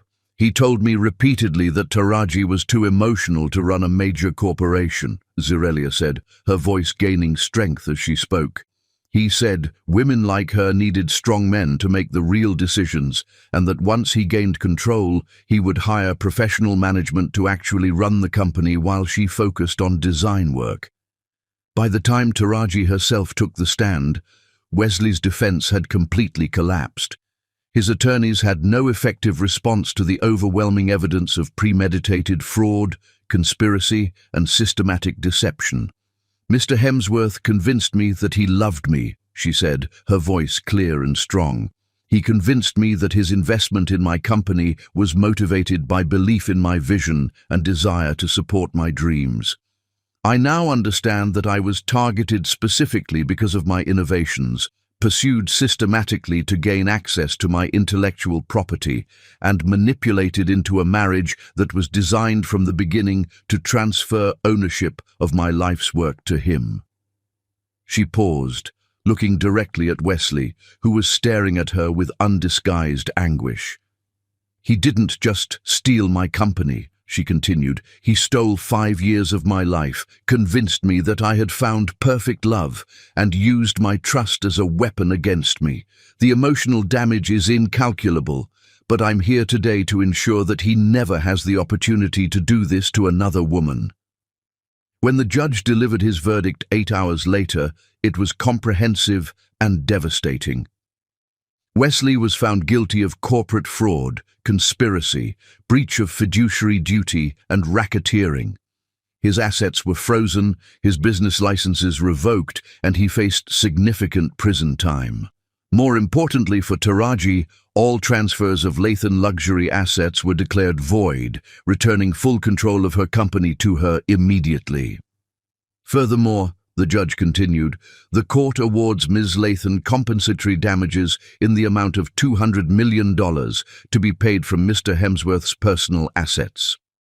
As the courtroom erupted in chaos, with reporters rushing to file stories and photographers capturing every moment, Taraji sat quietly in her chair, feeling a profound sense of completion. Wesley was led away in handcuffs, but not before their eyes met one final time. In his expression, she saw not anger or defiance, but something that looked almost like admiration. He had taught her to be ruthless, and she had learned the lesson perfectly. As she walked out of the courthouse into the bright Milan sunshine, surrounded by her legal team and business partners, Taraji realized that this wasn't just the end of her marriage or the resolution of a legal dispute. It was the beginning of her real life, the life she would build now that she finally understood exactly how powerful she could be when she stopped pretending to be a victim and embraced her true nature as a master strategist. Chapter 10. The Second Earthquake and Ultimate Triumph. 2 years after the Milan courthouse had witnessed the complete destruction of Wesley Hemsworth's empire, Taraji Luthan stood on the terrace of her new penthouse overlooking Central Park, watching the sunrise paint Manhattan in shades of gold and possibility, knowing that in exactly 3 hours she would deliver the most shocking revelation of her entire extraordinary life. The woman who gazed out at the city bore little resemblance to the wife who had appeared to watch her perfect marriage implode at an anniversary party. This Taraji was harder, more confident, radiating the kind of power that came from rebuilding an empire from ashes and emerging stronger than ever before. Lathan Global was now worth $3 billion, making her the youngest, self-made female billionaire in fashion history. "You're nervous," observed a familiar voice from behind her. She turned to find Draviel Montenegro approaching with 2 cups of coffee, his dark eyes warm with concern, and something deeper that still made her pulse quicken after 8 months of careful courtship. At 43, the renowned architect possessed the kind of quiet strength that Wesley's flashy confidence had only pretended to be: solid, reliable, honest to his core. "Not nervous," she corrected, accepting the coffee and allowing her fingers to brush his. "Anticipating." Today was the day she would finally reveal the truth about her marriage to Wesley Hemsworth. Not the version that had played out in courtrooms and newspapers, where she was the brilliant victim who had outmaneuvered her predatory husband through sheer determination and superior strategy. Today, she would tell the real story. "Are you certain about this?" Draviel asked, settling beside her on the custom stone bench he had designed for her terrace. "You don't owe anyone explanations about your past." "I owe myself the truth," she replied, "and I owe you the truth, especially if we're going to build something real together."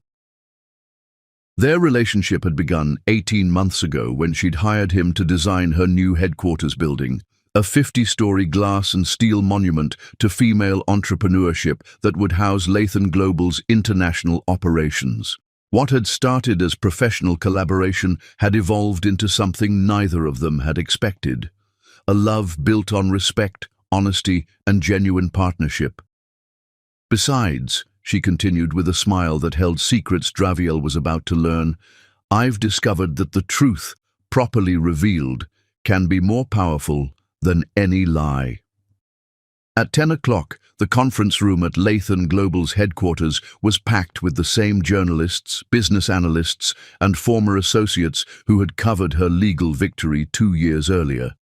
But today's gathering wasn't about celebrating another business triumph or announcing a new fashion line. Today was about setting the record straight. Taraji entered the room wearing one of her signature designs, a stunning emerald silk suit that made her look like a queen holding court. She moved to the podium with the confidence of a woman who had learned to command any room, any audience, any situation. "Ladies and gentlemen," she began, her voice clear and strong, "thank you for joining me today. 2 years ago, many of you covered what you believed was the story of a brilliant woman who discovered her husband's betrayal and fought back to reclaim her stolen empire." Murmurs rippled through the crowd. This wasn't the usual corporate announcement they had expected. That story was true, as far as it went, but it wasn't the complete truth. Today, I want to share with you the real story of my marriage to Wesley Hemsworth, and reveal something that no one, not even my closest friends, has ever known. She paused, surveying the room full of expectant faces, including several of Wesley's former business associates who had rebuilt their careers after distancing themselves from his scandal. "The truth is that I discovered Wesley's pattern of targeting successful women for financial exploitation approximately 2.5 years into our marriage. 2.5 years before that anniversary party. The room erupted in shocked whispers. Elena Rossi, her former attorney, leaned forward with sudden understanding dawning in her eyes.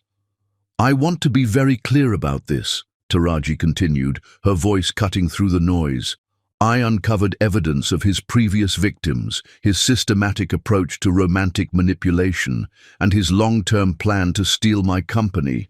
I knew about his relationship with Zeralia. I knew Arisha was his daughter. I knew everything." "Then why didn't you expose him immediately?" called out Sarah Chen from Business Weekly. Taraji's smile was sharp as a blade. "Because I realized that Wesley had given me an incredible opportunity. He had taught me to be ruthless, shown me how to manipulate financial structures, demonstrated the power of strategic deception. I decided to become a better student than he was a teacher." The revelation hit the room like a physical force. Cameras flashed frantically as reporters realized they were witnessing one of the most extraordinary admissions in corporate history. "For 2.5 years, I played the role of the loving, trusting wife while systematically documenting his crimes, building evidence of his fraud, and most importantly, creating a completely separate business empire that existed outside his reach." She moved to a presentation screen, displaying financial documents that showed the true scope of her preparation. While Wesley was focused on slowly acquiring shares in Lathan Luxury through his shell companies, I was establishing Lathan Global in Switzerland, securing international partnerships that he knew nothing about, and transferring my most valuable intellectual property to European subsidiaries that were completely beyond his control. "You planned the entire European expansion as a defensive strategy?" asked Antonio Vanetti, who was among the attendees. "I planned everything as a defensive strategy. The European contracts, the Swiss incorporation, even the timing of major announcements, all of it was designed to ensure that when Wesley finally revealed his true nature, I would be in a position to not just survive his attack, but to destroy him completely." Margaret Ashworth, now 87 and still sharp as a tack, laughed delightedly from her front row seat. "You magnificent creature! You let him think he was hunting you while you were actually hunting him." Exactly. Wesley's fundamental flaw was his belief that successful women were easy targets because we allegedly think with our emotions rather than our intellects. He never considered the possibility that I might be more intelligent, more strategic, and more ruthless than he was. Taraji activated another slide, showing a timeline that demonstrated the careful orchestration of her counter-strategy. "I allowed him to continue his systematic acquisition of Lathan Luxury because I knew that every fraudulent transaction would provide evidence for the eventual criminal case. I documented every conversation with Zeralia, every secret meeting, every lie he told me about his business trips." "But your emotional reaction that night," protested David Morrison from the Financial Times. "Your shock when Arisha called him daddy, that seemed completely genuine." "It was genuine," Taraji acknowledged. "I had spent 2.5 years preparing for that moment, but experiencing the public humiliation of having my husband's betrayal exposed in front of 300 guests was still devastating. The pain was real. The difference was that I was prepared for it." She paused, allowing the full implications to sink in. "I want to be clear that this doesn't diminish the real harm Wesley caused to me and his other victims. The emotional manipulation, the systematic deception, the theft of our life's work, all of that was genuine and devastating, but it also doesn't diminish the fact that I chose to turn his own weapons against him." "What about Zeralia and Arisha?" asked Elena Rossi. "Were they part of your strategy?" "Zeralia was as much a victim as I was, manipulated by Wesley's promises and lies. But once I revealed the truth to her during those early morning hours after the anniversary party, she became an invaluable ally in documenting his crimes. As for Arisha..." Taraji's expression softened for the first time during the presentation. "Arisha is the innocent victim in all of this. which is why, after Wesley's conviction, I petitioned for and received full legal custody. She's now my daughter in every way that matters, and she's thriving in an environment free from her father's toxic influence.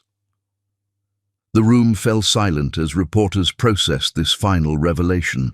Wesley Hemsworth's daughter was being raised by the woman whose life he had tried to destroy. Today, Lathan Global operates in 47 countries, employs over 30,000 people, and generates annual revenues that exceed Wesley's former empire at its peak.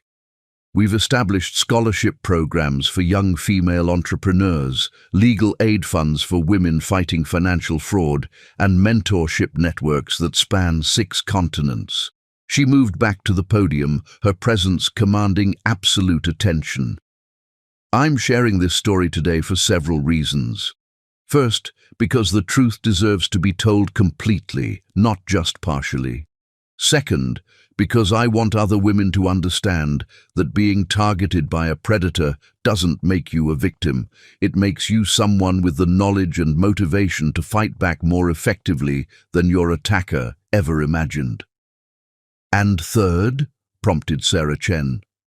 Taraji smiled, and for the first time in the entire presentation, it was a smile of pure joy rather than strategic satisfaction. Third, because I'm getting married next month, and I want to enter this new relationship with complete honesty about who I've become and how I got here. The room erupted in surprised congratulations and shouted questions about her fiancé, but Taraji raised her hand for silence. Draviel Montenegro and I will be married in a private ceremony in Tuscany, the same location where I married Wesley 8 years ago. But this time, I'm marrying a man who knows exactly who I am, not a victim who survived betrayal, but a strategist who turned betrayal into the foundation of an empire. As she concluded the presentation and opened the floor for questions, Taraji felt a profound sense of completion. She had built something beautiful from the wreckage of Wesley's lies, had transformed his manipulation into her strength, had taken his lessons in ruthlessness and used them to create something that would outlast both of them. "Mrs. Lathan," called out Margaret Ashworth, rising slowly from her front row seat, "one final question, if I may." "Of course. Do you ever wonder what would have happened if Wesley had simply been honest with you from the beginning? If he had approached you as a genuine business partner rather than a predator?" Taraji considered the question carefully, then smiled with genuine warmth. "I think I would have been successful, but I never would have become unstoppable. Wesley's betrayal didn't just teach me to be ruthless, it taught me to be fearless. He showed me that I could survive the worst possible betrayal and emerge stronger than ever. In a strange way, I owe him a debt of gratitude." She paused, her voice taking on a tone of quiet steel. "But that debt was paid in full when I destroyed him. Now every success I achieve, every woman I help, every empire I build, that's all mine." As the press conference concluded and reporters rushed to file their stories, Taraji stood at the windows overlooking Manhattan, watching the city that had witnessed both her greatest humiliation and her ultimate triumph. Draviel appeared beside her, slipping his arm around her waist with the easy affection of a man who had seen her at her most vulnerable and loved her strength rather than fearing it. "Any regrets?" he asked quietly. "Only one," she replied, leaning into his embrace. "What's that?" "I regret that it took me so long to realize that the most dangerous person in any room is someone who looks like a victim but thinks like a predator." 6 months later, Taraji Lathan Montenegro stood in the same Tuscan garden where she had once married a man who saw her as a business opportunity, exchanging vows with someone who saw her as an equal partner. 8-year-old Arisha served as flower girl, radiant in a custom dress, and finally able to call someone daddy who truly deserved the title. The ceremony was intimate, attended only by those who had stood by her during the darkest moments of her journey. Mirellen served as maid of honor, Elena Rossi and Antonio Vanetti represented her international family, and Margaret Ashworth presided over the proceedings with the authority of someone who had witnessed enough scandals to appreciate a genuine love story. As Taraji and Draviel exchanged rings, she caught sight of a newspaper headline visible on a nearby table: Hemsworth sentenced to 15 years in federal prison. Wesley's appeals had been exhausted, his enablers prosecuted, his pattern of predatory behavior finally stopped. But more importantly, the small print beneath the headline told the real story. Lathan Global announces $50 million fund for female entrepreneurs recovering from financial fraud. The girl who had once designed wedding dresses above a Korean restaurant in Queens had become the queen of a global fashion empire. But this time, she had built it on a foundation of truth, partnership, and the unshakable knowledge that she could survive anything. As the sun set over the rolling hills of Tuscany, casting everything in golden light, Taraji realized that Wesley had given her one final gift without meaning to. He had shown her that the most powerful revenge wasn't just success, it was becoming so successful that your enemy's entire existence became irrelevant. Wesley Hemsworth had tried to steal her life. Instead, he had taught her how to become unstoppable. And somewhere in the distance, as champagne toasts echoed across the vineyard and Arisha's laughter rang out like music, a new empire continued to grow, built not on deception and manipulation, but on the unshakable foundation of a woman who had learned that the ultimate victory was not just surviving betrayal, but using it to become legendary. The story that had begun with an innocent child's words at an anniversary party had ended with a woman who understood the greatest truth of all. Sometimes you have to let someone think they've destroyed you to show them what real power actually looks like. The end.